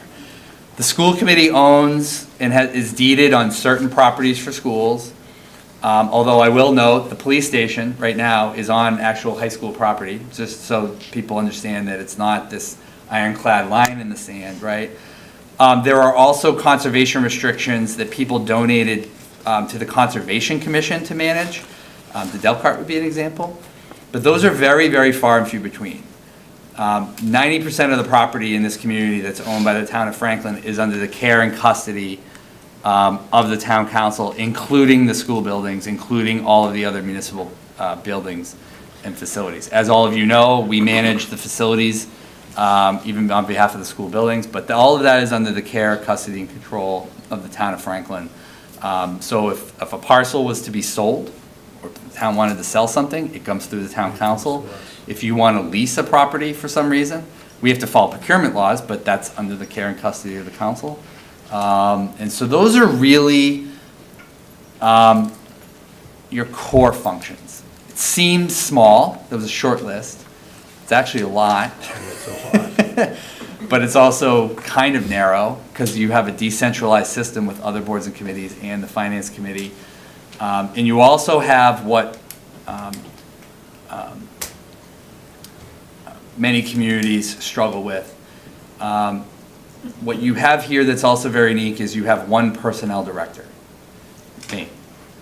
With myself and the superintendent of schools, we are the two bosses for this entire community. You could go to some of your neighbors and the Parks and Rec Committee hires and fires the staff on the Parks and Rec Board.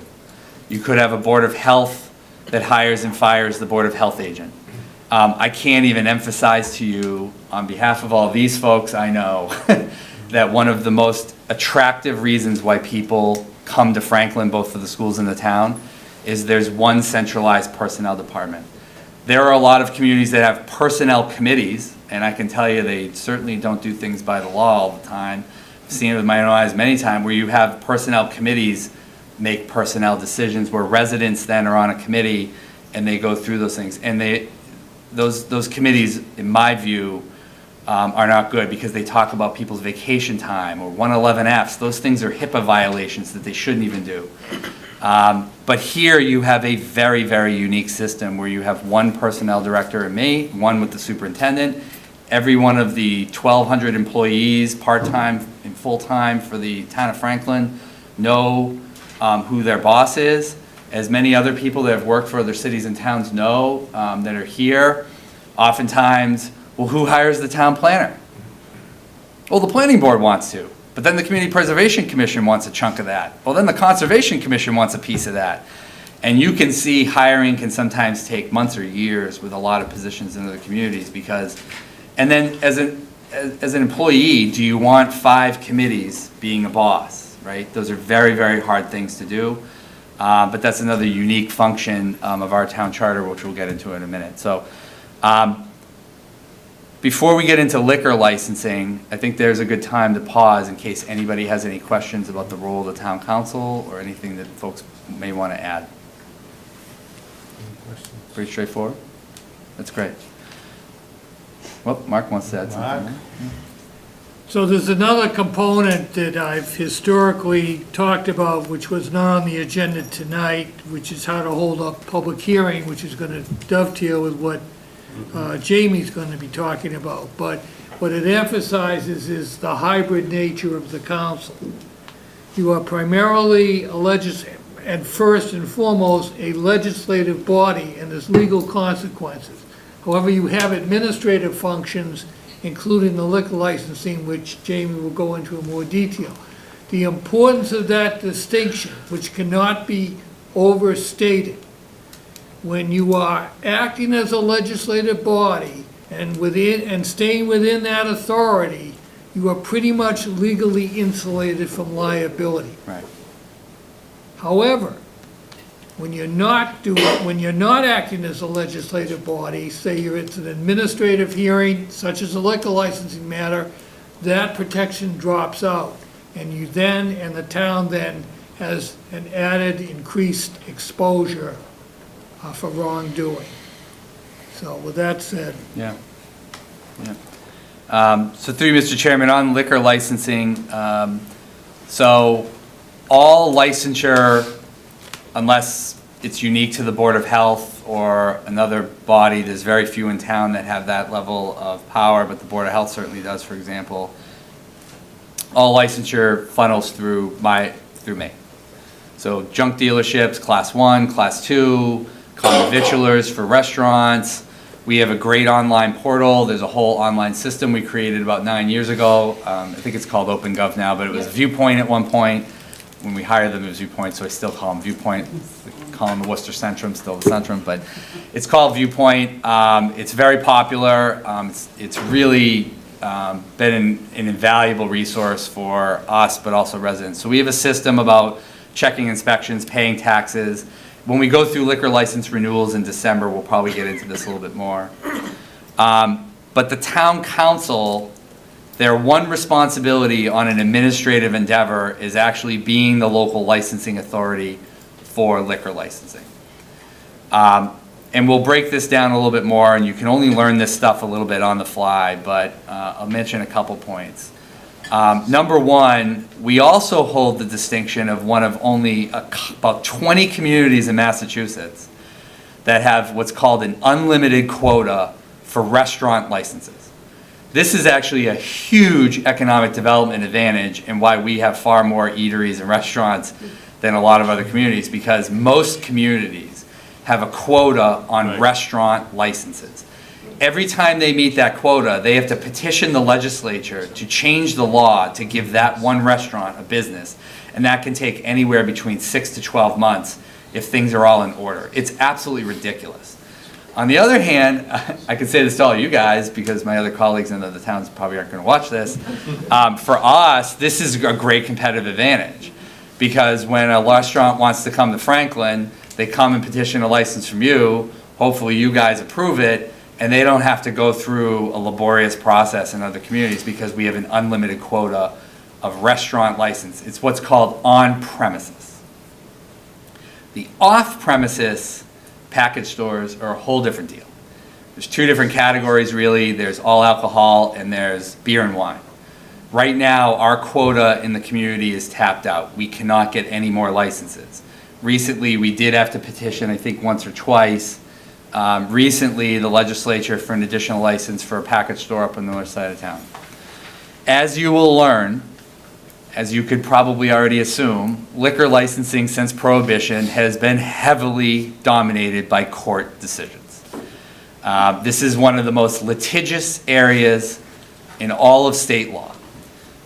It is governed by the Alcohol Beverages Control Commission, the infamous ABCC.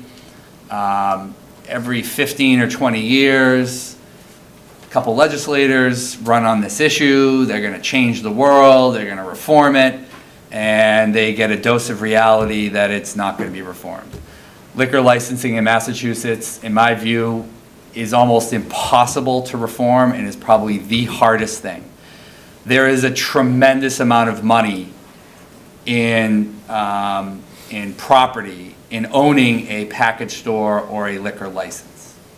If you just made the state no licensing, we're all just free, right? Just let it rip. Well, the value of what people already own then goes zero. So there's a lot of stakeholders involved at the state level that make it very, very challenging for liquor licensing to be reformed. As Councilor DeLorco and Councilor Cormier-Ledger know, and maybe many of you, the last thing I'll say on this is this oftentimes is sadly, one of the more contentious issues that comes before you in your role as a councilor.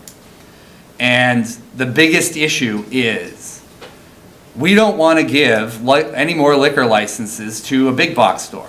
Yep, that's what Facebook's opinion is.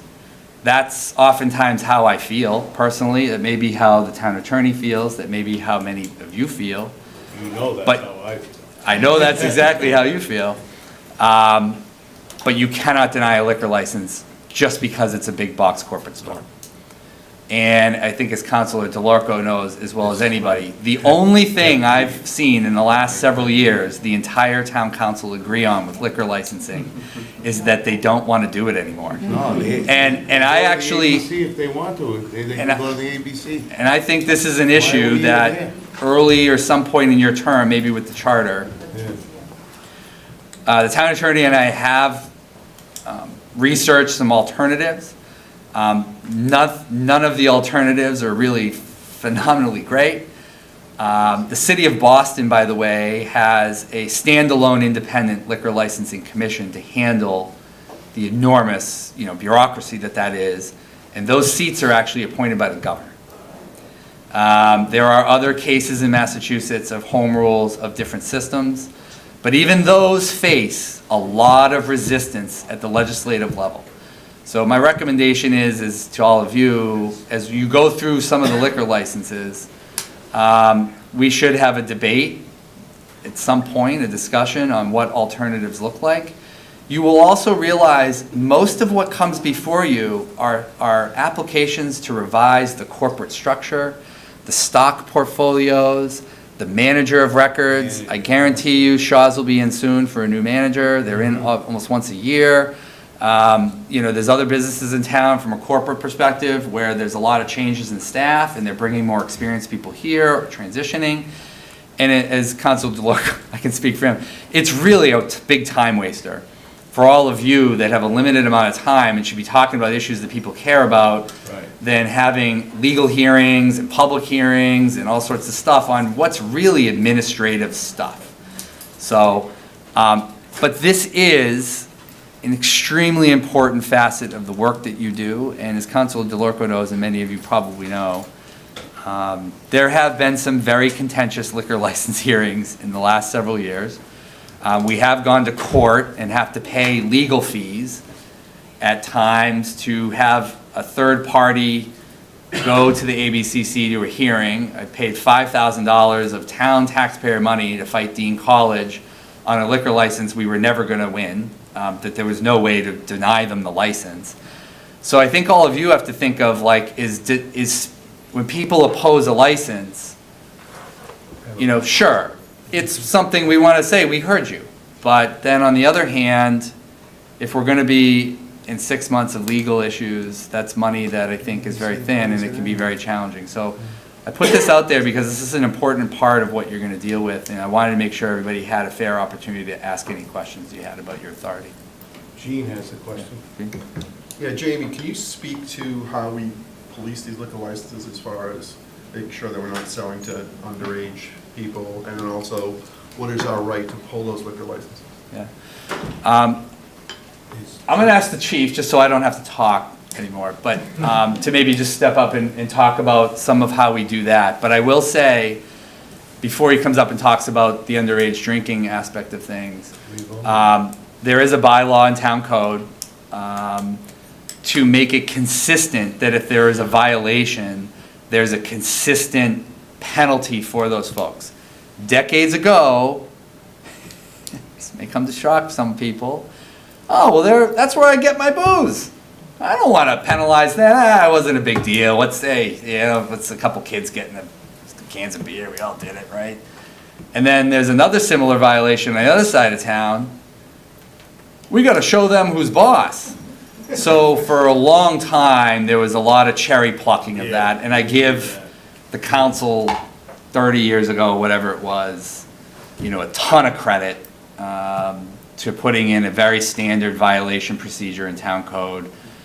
Usually a first violation is a couple-day suspension, depends on the severity of it.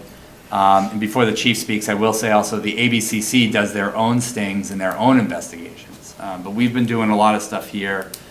Just maybe let the chief answer the question. TJ, thanks. Well, he's coming up, and he'll talk about, I assume, compliance checks, which are essentially stings. But the ABCC draws a big distinction between how they treat that as an educational exercise, and they treat it one way, as opposed to an actual violation where, although the effect really potentially is the same, and you have to assume if somebody is selling to somebody without checking an ID or whatever, and they got caught one time, that's probably not the first time they've done it. But the ABCC treats, and there's an appeal to the ABCC from whatever action you take as a local licensing authority. So we know that distinction exists, and that's really why that detailed bylaw is in place that Jamie just alluded to, because they also want to see how you handle them and compare the two types of situations. Everybody good? Yeah. Okay.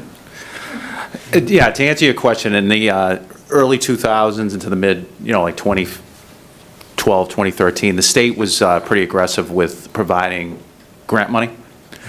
We applied every single year. We got the money. It was easy to get the offices to do them. So we ended up running, I wouldn't call them stings, they're programs to, that's one of them. But we would run several different programs. One was compliance checks. So yes, we would find an individual that is under the age of 21, usually around 18. They really look 18. They're told not to dress up, to basically how you would be as a college student on a Sunday. They would go in with their actual ID and basically try to purchase alcohol. And if they were asked for their ID, they'd basically say they didn't have it, or I left it in the car, or something like that. And if they were asked for their age, they would give their actual age. And we would still usually get about a 10% failure rate, which would be about 3, because we would do the whole town in one night, all at the same time, breaking it up into 3 different groups. After a while, people started calling each other. They're out and about. Other things we would do was called Mr. Will You or shoulder tap. So we would send an underage in front of a package store or any place that sells beer, wine, alcohol for takeout, and they would proceed to ask people to buy from them. And if individuals bought from them, then we would end up basically, summons them into court for doing that. We got so good at it that the ABCC actually allowed us to actually have the kids bring their actual licenses with them, because they were told never to, I made a mistake before, don't have we'd have to take their license from them and everything. And when people asked, they would actually give them their license. And of course, their license is horizontal, not vertical. It says right on it the date in which they will turn the age of 21, and you would still get 3 places would potentially fail, which would be the norm. After a while, they stopped failing because they knew we were coming, and we did it so often. The grants dried up, and we've periodically tried to do it as much as we can, but obviously the individuals that would run that would be the community service unit, but we're down 2 members of the community service units due to last year's budget cuts. So we try to do it when we can, but the things that came out of that from the council was all servers in town have to be tips trained. That was one of the things, and I think what Jamie just talked about was another suggestion from us, because it was the same thing.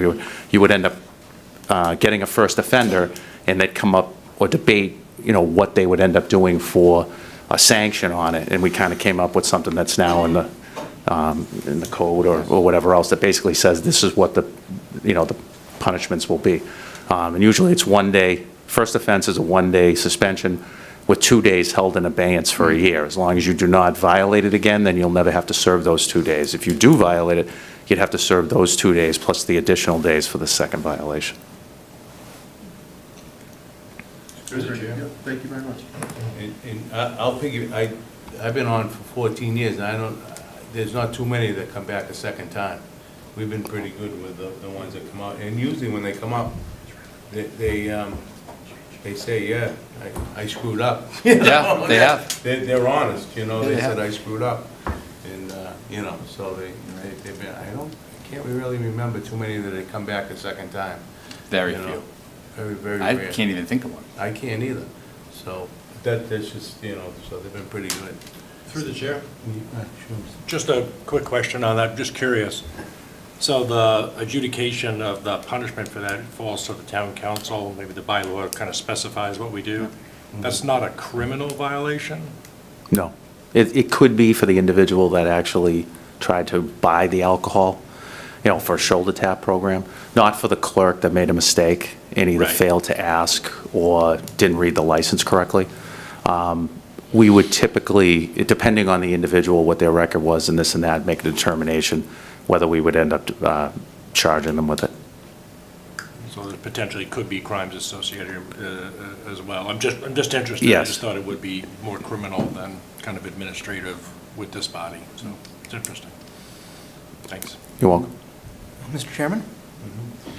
So I had 2 questions. The first was, What standards do you use to evaluate liquor licenses? Is it health and safety? Is it, past violations? Like, what are you allowed to, what are you not allowed to use for figuring that out? And the second thing was, I have a personal interest as a counselor in trying to reduce drunk driving, not just among minors, but among adults, because we have, it's one of the leading causes of death for people who, is drunk driving accidents, or automobile accidents.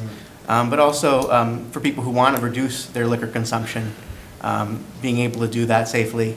So I'm wondering if there's a possibility to use the liquor licensing process or work with restaurant owners and package stores to come together to find some standards that can be done to reduce those things. So are you asking about the issuance of a new license, the standard? Yes. It's basically public convenience. Public convenience is as interpreted by court decisions. So that's within your discretion based on the number of other locations, what's nearby, population, all sorts of things like that. Objective standards. Ironically, what's been a bone of contention and what's not an acceptable grounds is increased competition. So you could determine that there's 3 all alcohol on-premises licenses within a fairly close proximity. We don't need another one in that location, and that would probably be defensible. But if one of the existing came in and objected because they didn't want the competition, that's not an acceptable grounds for denial.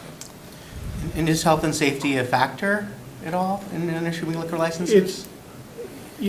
Again, alluding to what Jamie said originally, going way back to that, this is all driven, this legislation was all literally put on the books immediately post Prohibition. The focus was on preventing criminal elements from getting involved in liquor distribution and sales again. So there wasn't really that focus until relatively recently. So it's assumed that they're going to comply with law, which is what the tip training's about, that you're not going to serve somebody who appears to be under the influence, or that has had X number of drinks, whatever. Because there's an objective standard that's been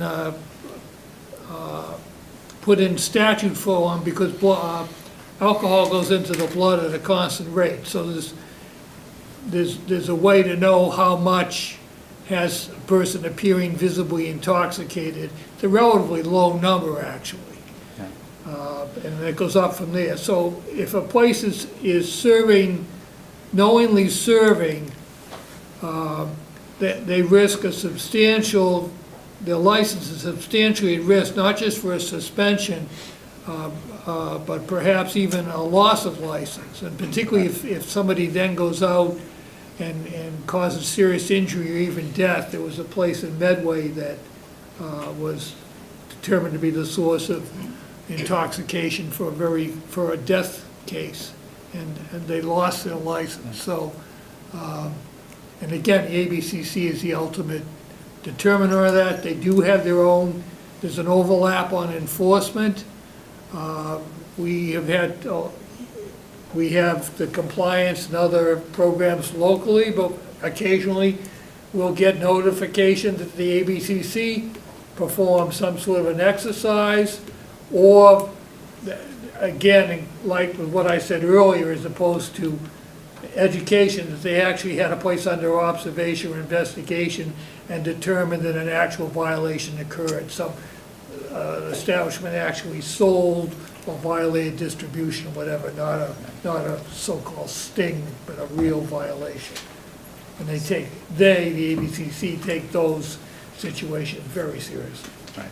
So geography, right, proximity of a concentration of licenses in one area versus another is generally your only grounds for denying a license, right? We did have one of those here during a transfer with the Village Mall package store, and that side of town in a certain area and geography was going to be hard, which is why the denial was not appealed. So geography is really your only strong proven case in terms of need. Health and safety, generally no. Because we have had this before. Well, I don't want drinking and driving. Well, you can't tell a place that's consuming on premises that you're gonna commit drunk driving before you've even opened, served, and then had people in the store.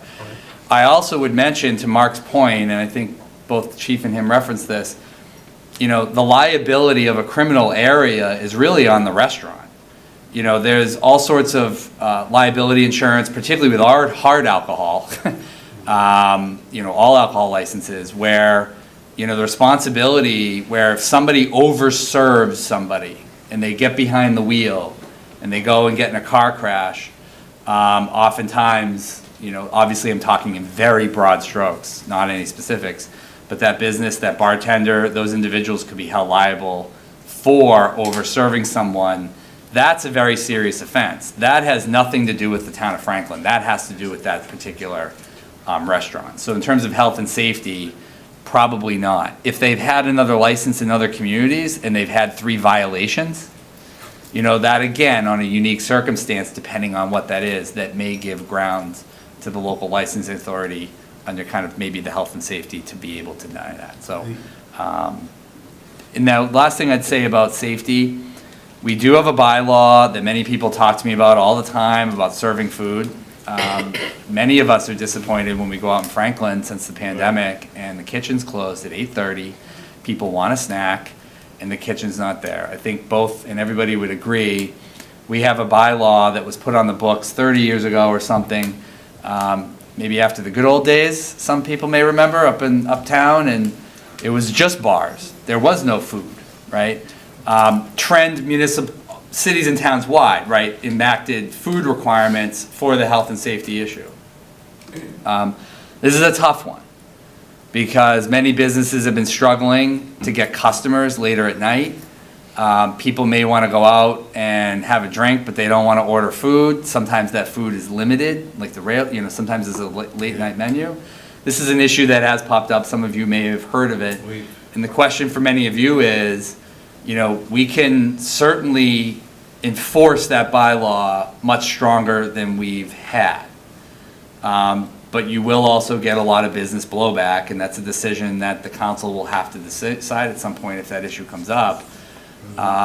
Because I know that it will cost a tremendous amount of money for businesses. I'm not saying it's right or wrong. As you heard, the chief already said, we're 2 people down in the community service unit, so we have less bandwidth to do with this anyway. But to your point, Councilor Morangello, that's a health and safety issue that there is already bylaws on the books. There was all sorts of COVID laws that extended things and gave reprieves. And unfortunately, I think a lot of businesses, I think most restaurants have settled into a nice place with what's right for them. There's a late night menu, I know, across the street. This one plans to have one.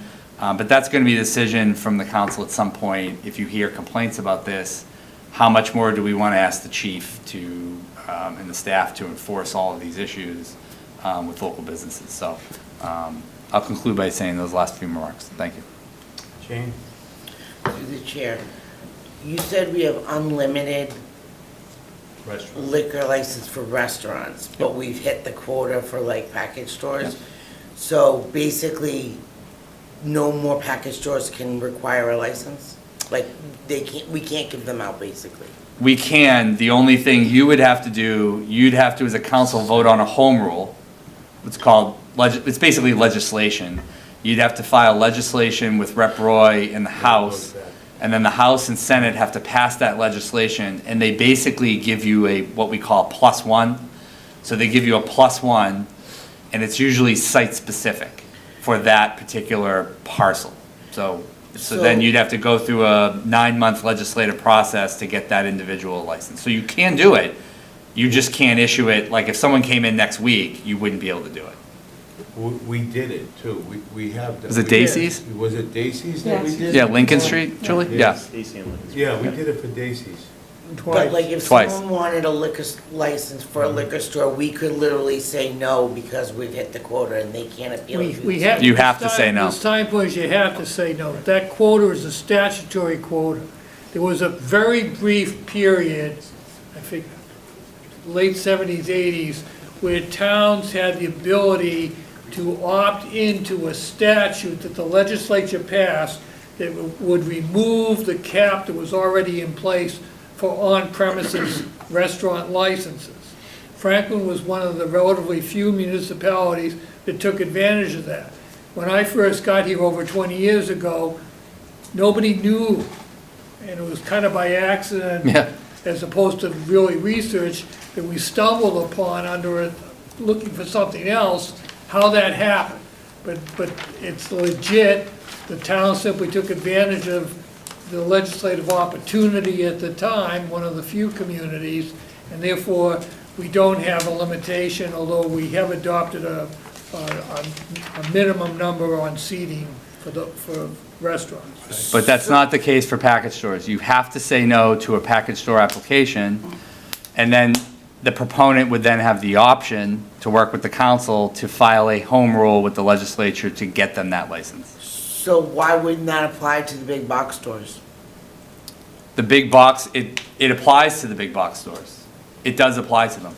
So if a big box store, I'm making this up, say Costco came to town. Right. Right? And they wanted to have an all-alcohol license for off-premises, to sell alcohol. They would have to go through the legislature to get a +1. Well, or you- What I was saying earlier about big box stores is, you can't prohibit them from actually obtaining a license because they're a big box store. Just because court of public opinion says, oh, we don't want big box stores to get liquor license anymore because they put small businesses out of business, that's the competition argument, and you can't deny them a liquor license. But in the current situation we're in, being at the quota, if a big box store wanted to come to town, we would have to do that. The one thing I would say to that is what you've seen recently about the big box stores, which is the transfer of licenses. Ann's Country Market, right? All the smaller mom and pop stores, I hate to say it, Cashing out. they cash in. Poor Richards, you name it, right? They've put blood, sweat, and tears, DeVita's, they put all, DeVita's is actually the best example. Mike's been in business for however many decades, right? The business has been there for a long, long time. And then you go set to retire. That intellectual property of that license is now, to some degree, yours. And when you go to transfer it, you can't deny them transferring it on the sole purpose that I don't like that it's going to Total Wine or Costco or Big, whatever, Big Y or It would just BJ's. be for the new ones, That's not for correct. transfer. It's just for the new, in the Transfer. situation we're in, it's for the new ones. Right. You're correct. Yep. Transfer is fine. And So, I know that's what they do in the city of Boston, all the outskirts of the city of Boston's, Yeah. the High Parks, the Jamaica Plains, there's no more bars left because Black Falcon Pier is, Yeah. they're paying millions of dollars for it, you can't blame them. They're cashing out. And just to put it in context, from everything I've been reading over a period of time, alcohol consumption is down dramatically across the board. Hard liquor, beer, wine, they're all down. The younger people are not into that anymore. And, So there's, to be honest with you, a lot of the young kids now, our kids' age, they're out drinking, they're Ubering. They're Right. They're not, That's they're right. not driving, I've seen it this weekend. My kids, they Ubered all weekend. Yeah. And that's a smart move. I wasn't that smart, I'll be honest with you. any other questions on liquor? Through you, Mr. Chairman, the only other thing I wanted to mention quick before we go on to what does the thanks, CJ, is you are a member of the MMA, the Mass Municipal Association. All 351 cities and towns are. There is a conference every year. There is money in the town council budget. Great way to network with colleagues. It's down in the Seaport now. There is a whole resource library on the MMA website too. So I did have a couple inquiries from a couple folks about whether they could attend or where the webinars are. So I just put those links on there. Obviously, I'll answer any questions that folks have, but it's just there as an FYI. The Connect 351 is in January. And I think it's a couple $100. So if anybody wants to go, you have to go on and create your own personal online account, and then the town reimburses you for that. And it's more information. Tonight's tough. Yeah. You'll be overwhelmed at the conference. There's breakout sessions, topics on zoning, labor law updates, housing update. I mean, it's endless amount of stuff. You said that was in January, Jamie? Yeah, it's 22nd through the 24th. Oh, I didn't Julie. see it. Here they are. Where's that, the convention center? Yes. Yeah, down in the Seaport. Yep. Oh, I got free parking down there too. I'll count on you to be there for the opening remarks. So, but happy to answer anything if anybody has anything. Any questions? All right, so moving right along, what does the TA do? Everybody always wonders, what does the TA do? So I just added on there our town website, the Article 4 of the town charter. Most of the town charter is fairly straightforward. I would point everybody to Section 2 of Article 4, which really spells out, in actually one page, by the way, 1.5 pages. The most important thing, and Julie's bringing it up on the screen, whoop, maybe not quite yet, is really Section 4-2-3. The administrator shall attend all meetings of the council except when excused, much to probably some people's chagrin. I have the right to speak, whether you call on me or not. I don't have the right to vote, thank goodness. Keep the council fully informed regarding town and departmental operations, fiscal affairs, general problems, and administrative sections. Our agendas are chock full of that. There's a town administrator's report every meeting. 2, keep the council fully informed long-range needs of the town, et cetera, practices and governmental trends. Some people say we talk too much about this stuff, but it's a great provision. Prepare and assemble and present the annual top town operating and capital budgets and cooperate with the Finance Committee. Section D is really important. This is, again, rare in Massachusetts cities and towns. But as you can see, I prepare, assemble, and present to the council the annual town operating and capital budgets. So the entire budget starts with my submission of the formal budget. There's some other provisions in here on that. And so that's an important provision. We maintain the inventory of all real and personal property. At some point, I'm sure Kate Hinckley will be here to show us our registry with GIS. I'm the personnel director. I'm the chief procurement officer, but I've delegated that responsibility, which is allowed under law, to Pam Vickery, who's over here, who's really our chief procurement officer down here on the second floor. Pam works for the town, but she does a lot of the school work as well, works very closely with them. And be responsible for the maintenance of the buildings and presume other stuff as needed. The Section E of this is something that is of huge importance. And it's one that people gloss over. If you knew my predecessor, he set a good tone and did not blow this one off. This is very unique, and this is also a very important provision that many communities aspire to have, is I shall be the town ombudsman. And just in case people don't know what an ombudsman is an official appointed to investigate and resolve complaints against an organization or governmental body. So when people hear things they don't want to hear, this is the statutory mechanism for that. When I criticize or offer constructive feedback or challenge town boards, I'll say it bluntly, the schools, or any other department that's in here, there's the responsibility I have to be an ombudsman as an impartial individual to some degree and try to investigate and look into things that people tell me. And this is a very unique provision, but this is something I think that was designed out of a desire to make sure that the chief executive officer of your community has some level of oversight over all operations to be able to take feedback from people and make changes. I can assure you that sometimes when people think things are slow in Franklin, They are probably 10 times slower in other communities like Medfield or Medway or Millis, just because I'm highlighting Mark next to me. But in all seriousness, this does give the town administrator a tremendous amount of flexibility when someone comes in to talk about homelessness. They come in to talk about, I heard a rumor when they come in and say, I don't like the board members, or I don't like this. That doesn't necessarily mean I can create a remedy right away, but I can at least look into them and be able to get back to those citizens within the town. So that section 4-2-3 is really one of the most important parts of that section. 4-2-5 is another really important feature, and it also highlights one of the most important features of your job, which is to ratify my appointment of certain personnel and boards and committees. This is a two-way street.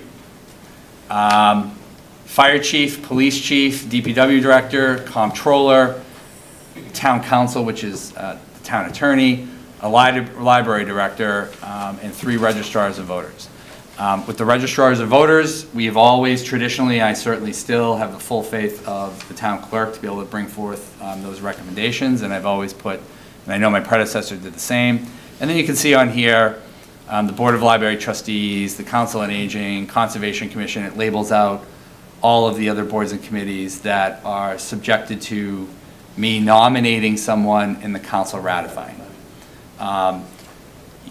Sometimes people complain, why doesn't the council ever vote any of your nominations down? Well, I'd like to believe for 25 years, Jeff and I have made sure that people that we're nominating are in good standing in the community, have a good reputation. We don't ask for resumes. I feel like that's insulting. People should be able to volunteer for their community without having a college degree, without having a resume. If people want to chip in, they should have an opportunity to chip in. On the same end, I've also worked with the council, I think as Councilor DeLorco knows, on all of these ratifications on town staff. I don't want to nominate somebody who's going to get rejected. I think that's embarrassing for the employee, that's embarrassing for the town. And so we generally have a pretty thorough process. We generally go through full-style assessment centers for the fire chief and police chief, and probably will for a DPW director in the future. Many communities do that. But we haven't had anybody turned down, not because the council isn't doing its job. I think the council has done a great job on this, but really more so because we have worked very collaboratively to make sure that certain people, and it's worked in inverse. Sometimes someone applies for the finance committee, for example, calls some of you, oh, I want to be on. And then sometimes a counselor may call me and say, I don't think that person may be a good fit. I don't think that person's going to be a team player. I don't think that they have the knowledge, or I think there's maybe a better candidate. That's okay too. So that right there is probably the bulk of that section. I know some of the other provisions are on hiring, but I'll stop there and let folks ask any questions they may have on the role of the town administrator. I'll just piggyback on that a little bit and just be very careful if you do recommend somebody, because, even if you think they're your friend, sometimes they throw it back in your face. Yeah. So just be very careful. Yeah. It's happened to me a couple times, so I'm just warning everybody. So we've got pretty hot and hairy. I think as people can see, my role in a lot of ways, certainly I have a traditional CEO role. But oftentimes people dump on my lap a lot of responsibility that is not mine to do. And a lot of times I'll still try to work with the staff or the boards to figure that out. I think I've said to all of you in our one-on-ones, but I mean it sincerely. I am not the be-all, end-all in these things. I say to every single one of them in these departments, you are the CEO of your department, okay? And when we put people on boards and committees, I tell them, you're in charge of your committee. I'm not nominating you and ratifying you to get involved in your work. Most notable are permitting boards. I hope most of you are aware of the 90s here. Didn't go very well for the town relative to development and permitting. There was a lot of problems. If you're not aware, let me know, and we'll be happy to sit down and talk about it for a little bit. My predecessor did an amazing job trying to keep distance from the town administrator meddling in the planning board, who are elected by the citizens of this town, the ZBA, the Conservation Commission. And when I started here 10 years ago, I made it my own policy, I don't go to their meetings. I've had to go to Stobart's because it's become such a conundrum in this community, and I wanted to be there for the residents and show that we were listening. But I don't believe in hovering or micromanaging boards. We put really great people on those boards and committees, and quite frankly, I'm very proud of the fact that almost every board and committee has new faces, new people to town.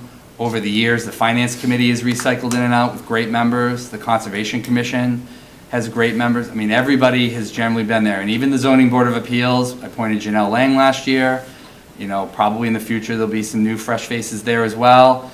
That's really the last board, but everybody in my tenure, those boards have all gone through, you know, at least a couple iterations of new members. There's been almost, as I've said, we never seem to have a shortage of volunteers. I will say that my rant a few weeks ago about the Zoning Board of Appeals did result in a couple people coming forward, so maybe that might be something that might change hopefully in the near future.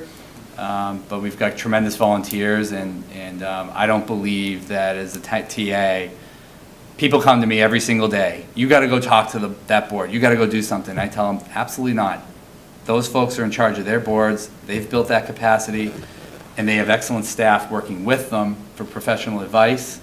And to me, my philosophy is that's the way it should be. So, but as you can see here, my roles and responsibility, I certainly have a lot of it.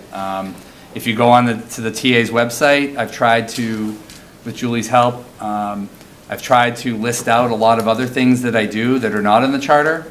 Like I negotiate all the healthcare on behalf of the community. I do all of the land negotiations.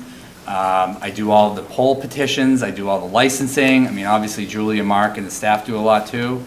And I've tried to update the website with a lot of the details of how many other boards I sit on. I'm the chair of the Regional Dispatch Center. I have to be on the MBTA Executive Committee. I've got to, you know, there's a lot of other stuff that I'm a part of that is part of being the town manager or town administrator that isn't in the charter, but hopefully the stuff on the website will give people a lot of clarity of some of the other things that aren't in here. And, you know, it's a lot of responsibility, but the charter is actually quite straightforward about what my job is. And this is actually the job that was posted when I applied for it, was actually the charter provision. People ask for a job description, and we've been back and forth on it numerous times. We just put in the town charter responsibilities. So, again, happy to answer any questions that folks may have. No questions, Jamie, keep moving. Awesome. Town budget. I have no. Were you going to ask me a question? No. Oh. I don't have a budget presentation. I just think, as we discussed with the legislative body, you know, obviously outside of choosing and dealing with the CEO, you know, maybe your most important responsibility. But outside of that, having a balanced budget is your number one responsibility. And so I wanted to make sure, as with so many new counselors, that we put all of the materials that are relevant to this point in time moving forward.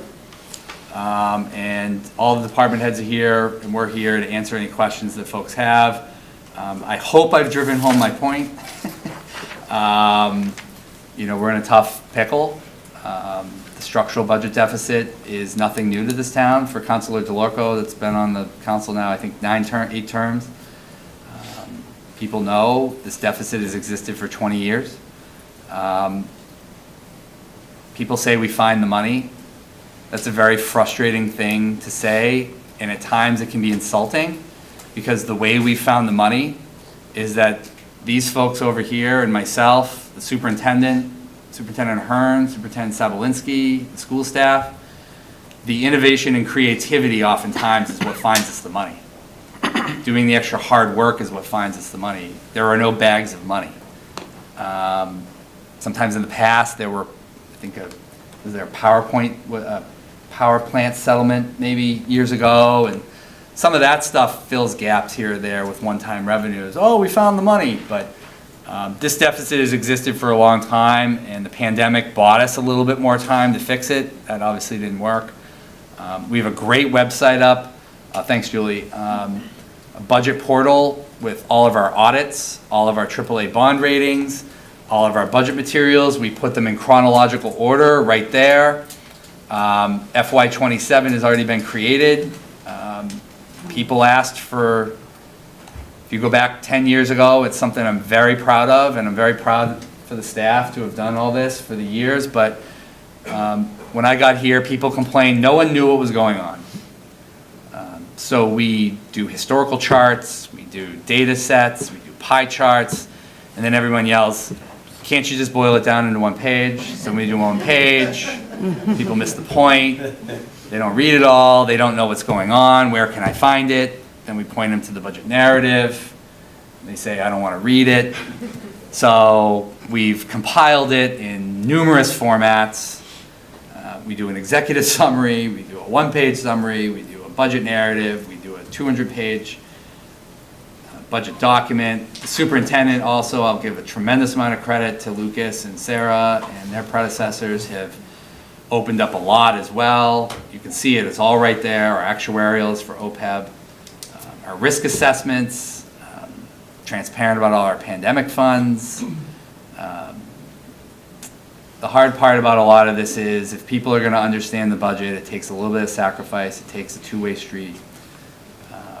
There is no cheat sheet or Cliff Notes. I have found when we do the Cliff Notes, then people have more questions, and that's great, but if they just took a couple hours to scan through the narrative, 99% of people's questions are actually right there.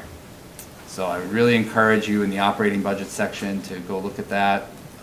And obviously, you know, everybody's here to answer any questions that all of you have on process, timing, department spending, anything you guys want. Council Grella? Yeah, just one question, Jamie. If, and I intend to go through the data, past financial reports, because I do want to understand, and I do want to get fully educated on everything. If I have any questions about data or access to data, who do I go to for that? Do I go to you for that? I think you could, for now, me, yeah, and then I think as I'm kind of policing how many questions or what people are asking for, you know, probably at some point, you know, Evan's our budget director. Evan, if you could just raise your hand. Yep, Evan Lacasse is our budget director. He's our deputy CFO. You know, Carrie Bertoni is obviously our CFO. People know her as our former treasurer collector too. So send them to me for now, and then probably over time, I think you'll get caught up. We do quarterly expenditure reports, revenue reports at the Finance Committee. The council in the past has said that's their job. Happy to bring them here. They're all out there, year-to-dates. And so, you know, we've got a lot out there. So I think eventually, once we get to February, March, I think everybody will generally get pretty close to the same page about how everything kind of operates and what's there. But for right now, if you email me some questions, happy to answer them. And if I can't, or if one person asked for some spreadsheets the other day, so we got the spreadsheets to them, so we can work with all that. Any other questions? No. Okay, keep going, Jamie. That's it. All right, that's the budget. Through the chair, can I just back up 1 second? I know what the typical timing is for budget preparation and so forth, and we spoke briefly the other day about, and one of my comments or future agenda items will be is to kind of accelerate some of the budget discussions to much earlier in the year than we typically have done that. Thoughts or ideas, because I want to make it as comprehensive as possible in terms of all the budget stakeholders, schools, town council, town departments. Without getting too granular, obviously we know we've got some serious money issues, so my thought is the earlier we start talking about solutions for that, the better the answer will be in time. So. Yep.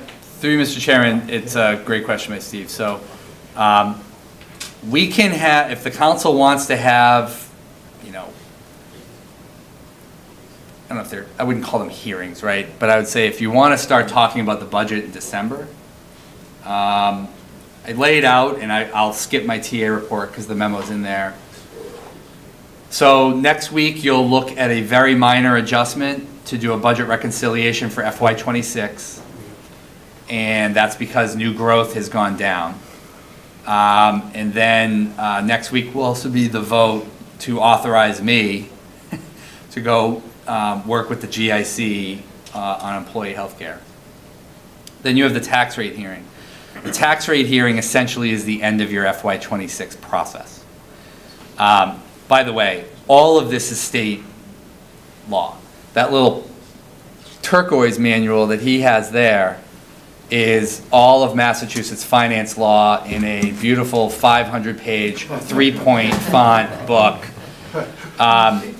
There's no, like, I can't move the tax rate up here in 6 months, pull it, like, I just want to make sure everything we do is all etched out in state law for state reporting. So not only do we do our own audits, the state then does an audit. Linda over here does a lot of that. We do all the net school spending reports for the schools. We do a lot of school work for them as well. So once the tax rate is set, that's essentially the end of '26.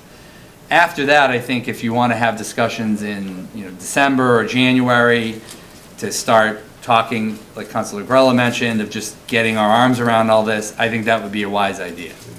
At the MMA conference, the governor will release her budget for FY '27. And ultimately, every city or town doesn't really get real about the next year's budget until the governor puts out local aid numbers. I do think the assumption we have in there is a moderately conservative number. So I don't believe it's going to go below 1%. That will be a catastrophic announcement if she does that, really, because 27, 28, and 29 are likely to be worse state budget years, right? So if you get an indication this year that it's flatline local aid, that's going to be a troubling conversation. So I think the 1% that's in there. All of our collective bargaining agreements are done, so those are baked into that formula. The fiscal forecast that's there is pretty solid. We won't do a new one until after the governor's house numbers come out. We also get assessments from Tri-County. We get assessments from other areas. As you go through February and March, those numbers start coming in from the Charles River Pollution Control District, the Regional Dispatch Center. So what Evan will do, and we don't need to wait for this, but I just want folks to know, the numbers are still going to shift through late January, February, March. And then there's a point in March where we cut off the debate, because then our staff, it's myself, Kerry, Evan, Linda, and Karen, basically. I hope I didn't forget anybody. Pam's not a part, you're just stuck in the middle. We then have to go into production mode, and the superintendent does as well. It takes us about a month to draft everything, get all the narratives in, all of that. So I like the idea of talking solutions, because we kind of already know generally where the deficit's going to be. That's my point. And that's something you should talk about before we get to the governor's numbers. Because I think I've shown everybody some of the ideas for solutions, and they ain't good. So I think getting input from all of you will be incredibly valuable with your fresh perspectives, fresh ideas, fresh look on things. And I think December and January, you're going to have to occupy some time. You don't have a lot of time either, remember? You only got a few meetings, but I think getting some ideas from you will help the Finance Committee and the staff. The last quick thing I'll mention is we put together a town council calendar that'll be on your next agenda. That will also be the Finance Committee meetings, and I am proposing to move the Finance Committee hearings up several weeks to early April to just gather more input and have people make sure they know what's out there. And then looking long-term out, you're going to probably still have the same budget hearings you do before Memorial Day. But I will say there will still be a lot going on, and I would fully expect that every June from now on out, like we've done the last couple of years, I know you're probably going to have to still move a little bit depending on what the legislature does with local aid. I understand all that, and thank you. I get it. I just think there's a lot more we can do sooner than typically, especially given what we know the issues are going to be. So I think the sooner we start collectively working on this with the rest of the folks in town, I think I like to think we'll come up with a better answer.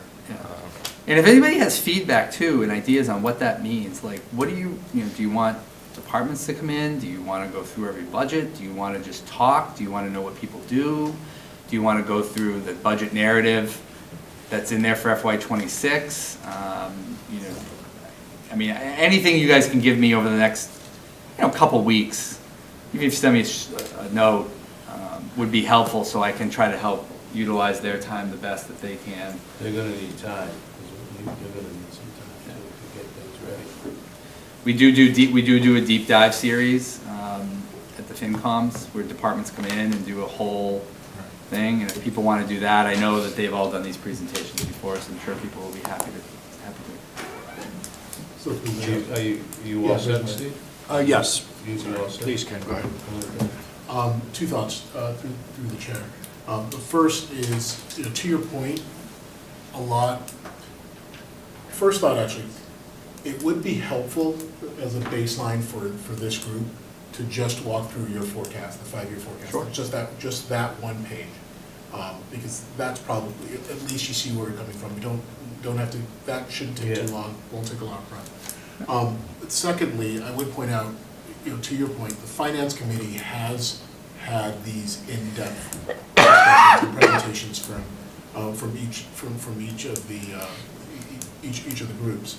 It may be worth, instead of taking everybody's time and going through it again, it's probably worth identifying those links and having us spend time reviewing it on our own and then coming back with questions. Just a better use of time than bringing everybody back in here to review what they're looking at. And the work's already been done. Let's review that first and then figure out what questions we have. And that should allow us to start getting to potential solutions or options sooner. But the first thing I think has to be establishing the baseline among, at least among this group and potentially with the listening audience. Sure. And that's probably that 5-year forecast that you have.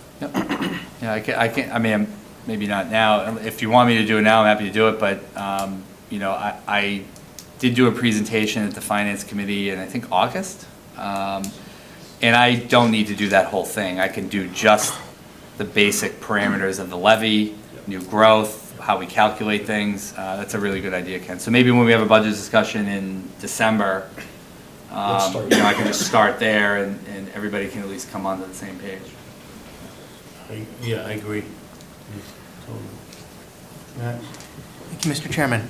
I just wanted to add to that, to Ken's point, or Councilor Ojukwu point, that I think it's important to continue the work of the Joint Budget Subcommittee, just being able to bring the schools and the Finance Committee and the Town Council together on the same page. I mean, I think we have just being able to communicate as well as, there was some talk as to sort of what the split's going to be in the future and that kind of thing. I don't want to get into that right away, but I think it's important to sort of get ahead of that narrative of us versus them and sort of come together on sort of what a good way to approach that issue would be. So thank you. No problem. Yeah, that's definitely going to happen anyway. So I think that's a question for all of you at some point. Is I think to Councilor Mangella's point, I've said to many of you privately, I'll say it publicly, these guys aren't shocked, and I'm sure nobody watching at home is shocked. There's 3 new members of the school committee out of 7. There's 7 out of 9 new counselors out of 9 here. If there was ever a time where the 16 elected officials have to get together, it's now. And it's not in March. It's the one thing I'll disagree with on Councilor Mangella a little bit, not completely. We did, I think between the council, the Joint Budget Subcommittee, and the school committee last year, I think the superintendent and I think there was 19 budget meetings between those 3 entities. And I'm not sure the results were really yielded. Not in terms of a pass-fail override. That's not what I'm saying. I think many of you, including me, I think many of them have heard since June of last year an endless amount of critique that nobody knew what was going on. How did the part-time nurse get laid off? What? Nobody knew. I've been told that we're now punishing people. we're not punishing people. We just did what we said we were gonna do over a full year. We held, I think, 9 joint budget subcommittee meetings. And the unity still was not there. So I think for many of you, as you enjoy your Thanksgivings and stuff, think about what all of you need to tell us what to do and direct us, and maybe you guys need to figure out how are we gonna get the council, the school committee, and the finance committee, not just the 3 or 4 appointees, but everybody together to compromise. I will just kind of piggyback, and then I'll give it right back to Ken. Those joint subcommittee meetings, they were great, but I sat in the audience for all of them. You did. And they were the same 30 or 35 people that were in there, or 50 people, whatever it is. And I've been saying it for a long time, and I hope we can do it as a new council, is we have to get everybody together. And I don't know how to do that. I'm reaching, I'm thinking, but I don't know. We gotta get everybody in town to kind of jump in. And if we can do that, I think we can move forward, you know.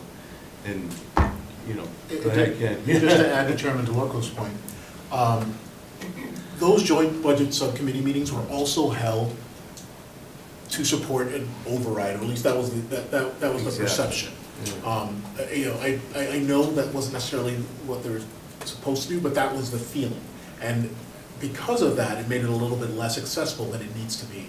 I think joint budget subcommittee is an excellent opportunity for us to educate the town, but you know, we have to pull out the fact that it's an override. It's solution finding for us. It's helping people understand the baseline where we are today from a financial perspective, so that we can start thinking about what our potential solutions are. And yes, it may be an override, it may be cuts, it may be whatever it has to be. We don't know that yet, but we need to at least agree on what we are looking at before we can determine our way forward. I agree. Just wanted to add that. No, I kind of agree with you. You kind of piggybacked on what I said. Yeah, absolutely. Is that it? Yeah. My TA report is straightforward, so you can, it's the same topic. So, moving forward, subcommittees, we don't have any, I have one question on the subcommittee. We used to have a GATRA because I know that was Colby. So what are we gonna do there? So Kobe relinquished his seat. I've appointed a new director of planning and community development, Marina, right in the back, she's waving. So she's now gonna be the town's representative. I think Kobe and her have either met or they've met once, I think, on one thing, and I think we're trying to get them together again just to do a little baton passing, but she's gonna be the representative for GATRA. It traditionally was a staff member, and then Councilor Frangillo wanted it really bad, so we said sure.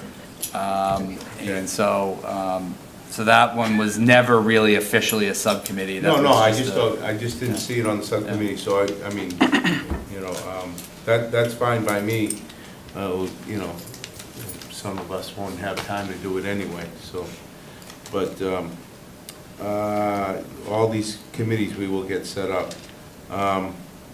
Police station committee, building committee, I don't know when we have another meeting, so. The last one got canceled.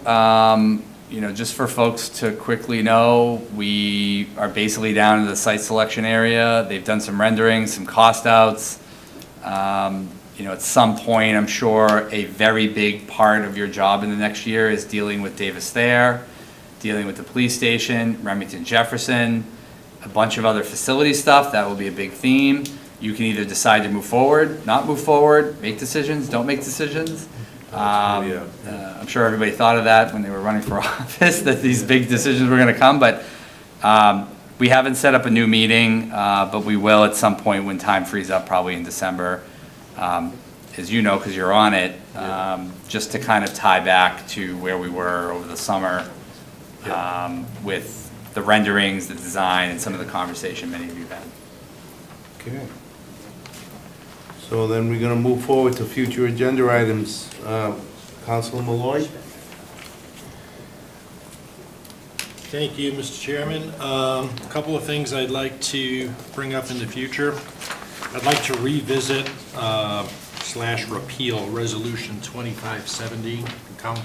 Prior council adopted that, was the cannabis licensing and local approval procedures. Read through that, didn't really have the opportunity at the last meeting to voice my comments, but I think it's worth revisiting. There's language in that resolution that is very, very troublesome. I'm almost concerned some of it's illegal, so I would like to bring that up. Prior councils, there was discussion on the friendly 40B proposals. I know that was kind of deferred but never brought up. I'd like to see that that's brought up. I think that's it for me right now. Okay. Thanks. Councilor Juple? I think I voiced what I think our biggest challenge is, which is budget and finances. So having on the agenda an opportunity for us to understand the baseline and both educate ourselves and those listening is probably the first thing I want to have. Okay. Caroline? Nothing to add. I echo Ken's. I think finance is where we need to start. Councilor LeBlanc?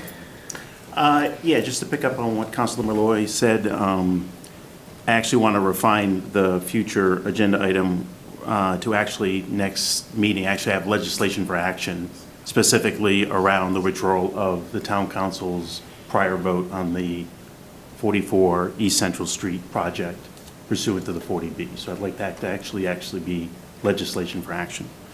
And we talked about it earlier. I just wanted to formally put it in this section of the meeting, which is a discussion about the charter and what actions we can take.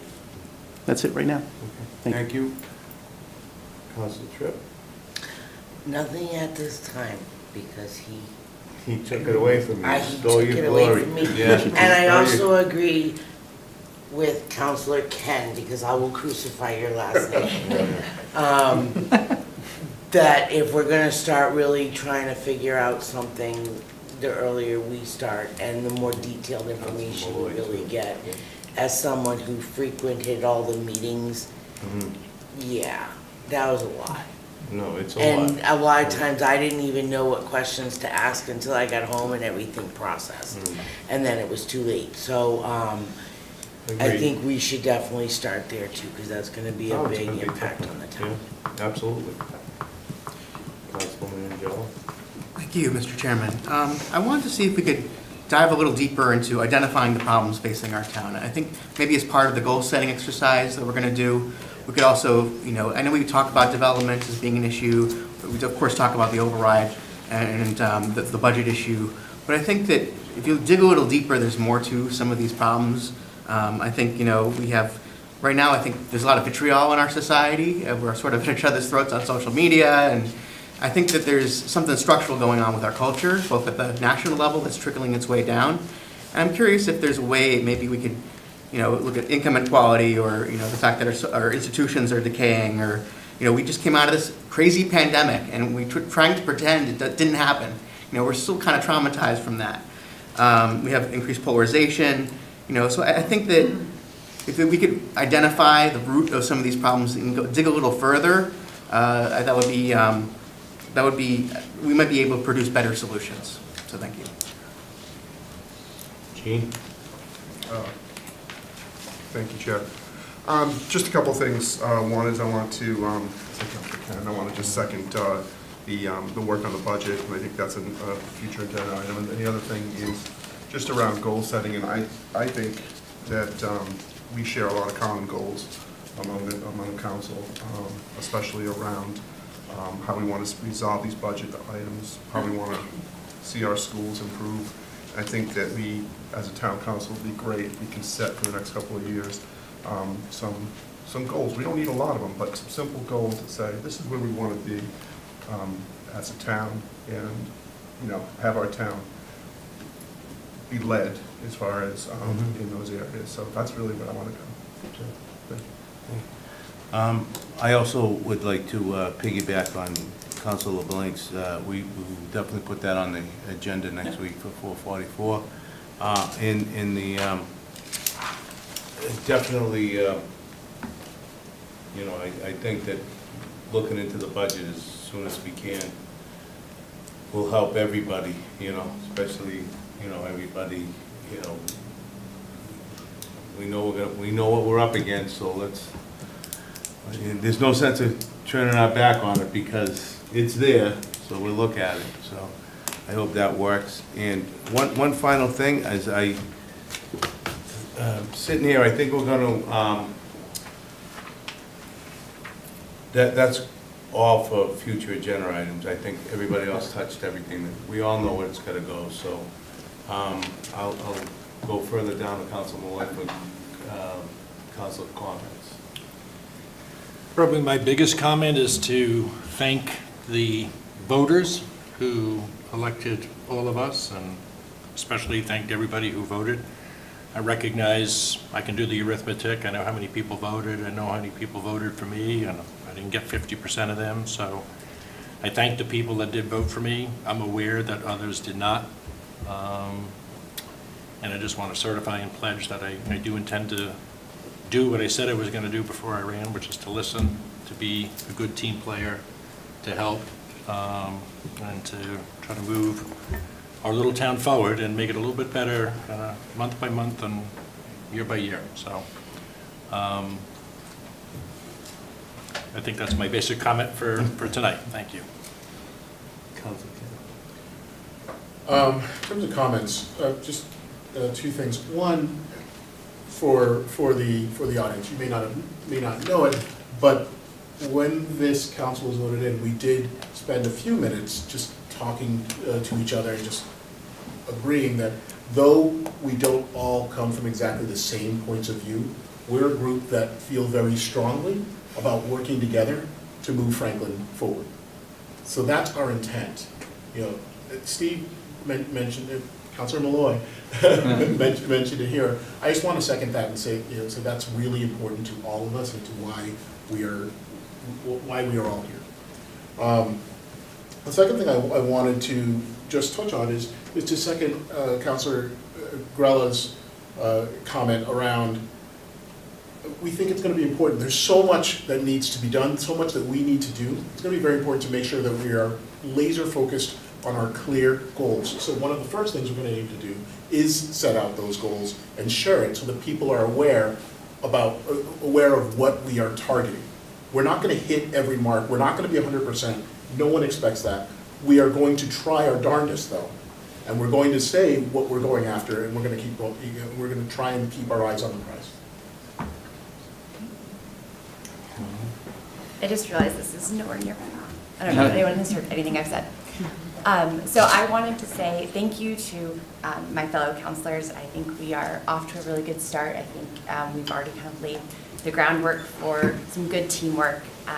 And again, like as Councilor Juku said, we may not come from the same perspectives, but I think we are all very committed to working together.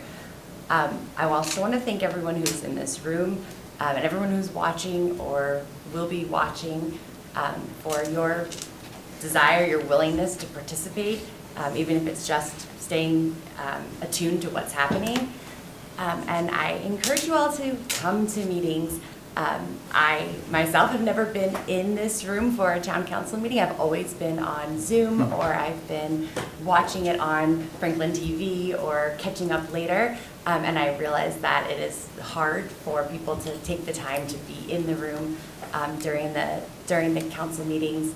But there are so many ways that you can participate.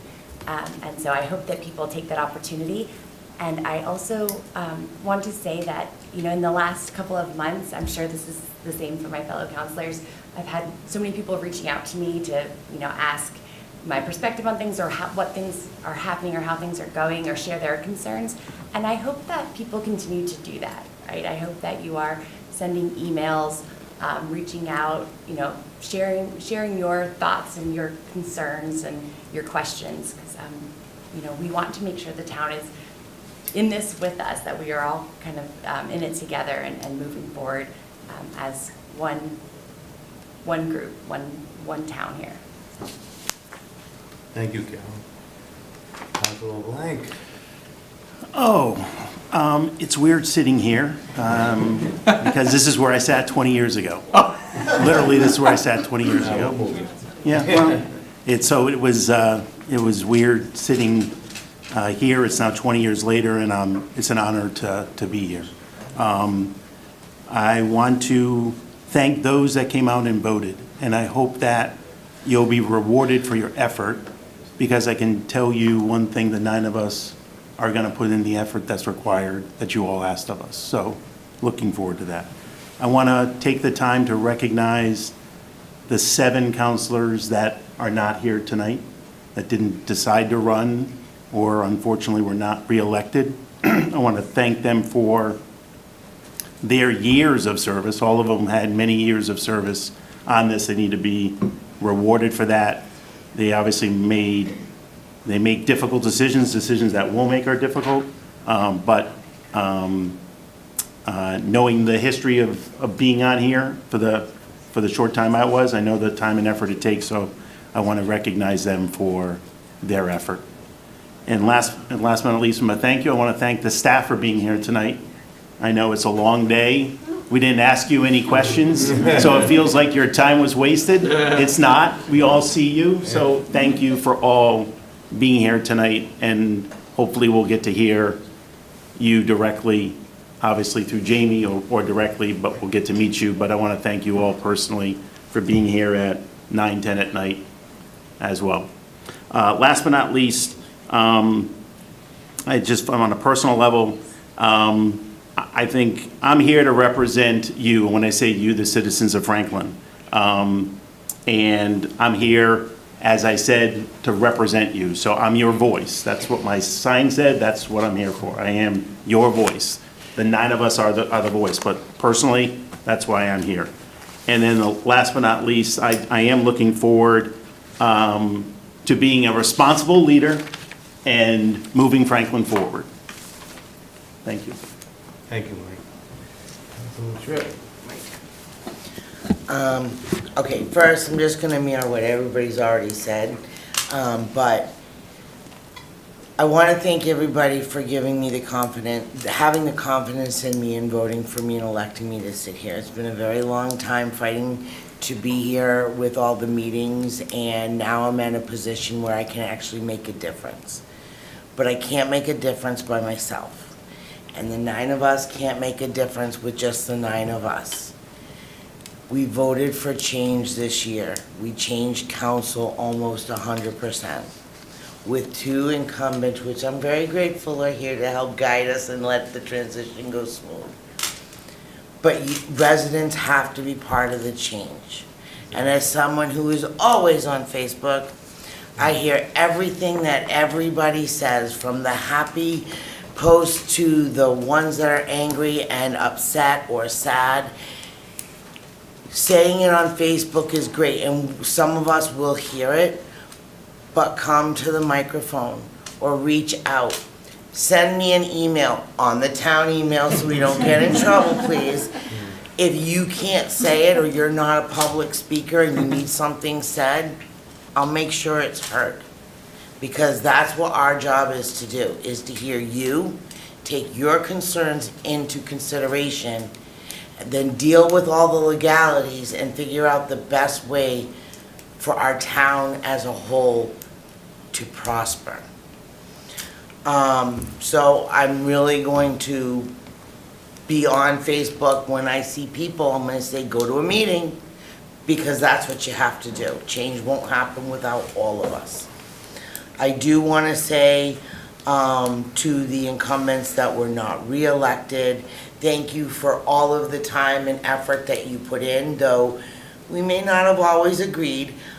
I always respected the amount of time that you put in, and I'm sorry that you are no longer sitting here, but now you can come and talk to me on citizens' comments.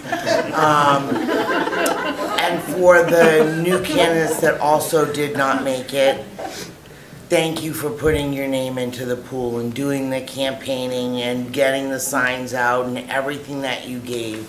It is heartbreaking when you run and you don't get elected. I know, I did it in 21. But your efforts are not lost. And we have elections every 2 years.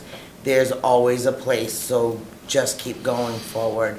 And to all of my fellow councilmen, it's time to change the direction of our town. And that is all. Thank you, Jane.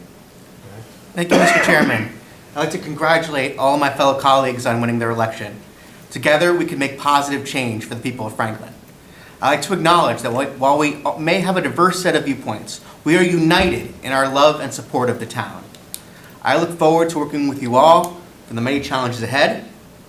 Separately, I'd like to acknowledge all the hardworking employees that make our town what it is. I want you to know that while there are tough times ahead, I have your back and value your contributions to the town. Finally, to the public, thank you for your support in the election. I want you to reach out to me. My contact information will soon be found on the Franklin website. I also encourage you to come to a meeting and speak on a topic you care about. Your voice matters, and you have the power to make a difference. Thank you.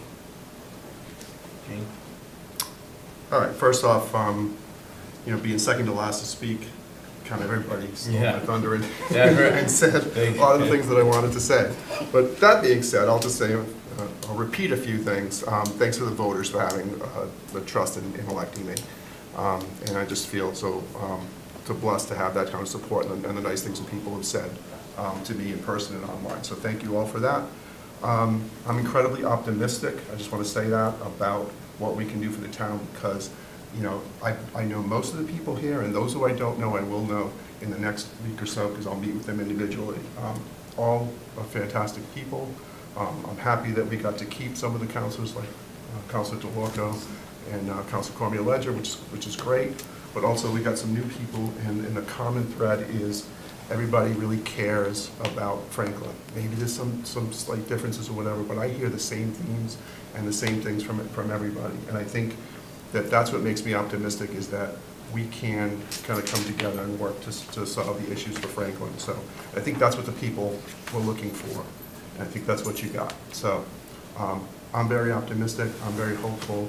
I want to see a town council that works together. I want to see a town council that works with the administrator, that works with the school committee, and brings this town together, which is what everybody wants. So thank you. Thank you, Gene. Being the old dog in the neighborhood here, yeah, I would like to thank my fellow councils that are here and all the councils over the years that I have worked with. But I remember the night that we all got elected, and talking to these people over the last week or two. As everybody knows, I'm a huge team player. That's the way I coached. Gene knows that. I coached Gene's son. So, and every time I mentioned teamwork or team playing, everybody was in, which I was very, very impressed with, because nobody wanted to argue with nobody. So I know we got 7 new people, but I'm really looking forward to it. I think we can do a lot of good work. I really do, because everybody's dedicated to the town. We have different opinions. That doesn't matter. We're working for the 34,000 people out there. That's what we have to. That's what we have to think. And all these good workers out here that do all this work for us, they're great. And you'll realize that as time goes on, how good the employees are, because every one of them is very good, and they all work hard. They think good, because they could get a better job somewhere else and they end up staying. So that's a good thing. So, but I really am. I'm looking forward to it, because we get a lot of knowledge here, and I think we're going to go forward, and hopefully we can find some decisions and make Franklin great again.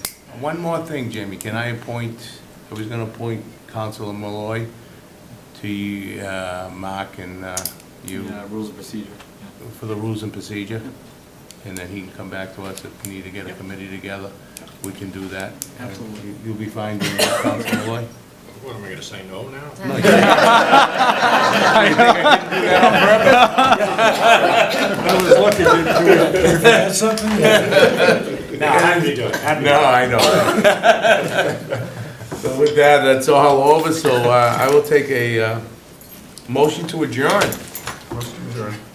I second it. Second? Non-debatable, all in favor? Aye.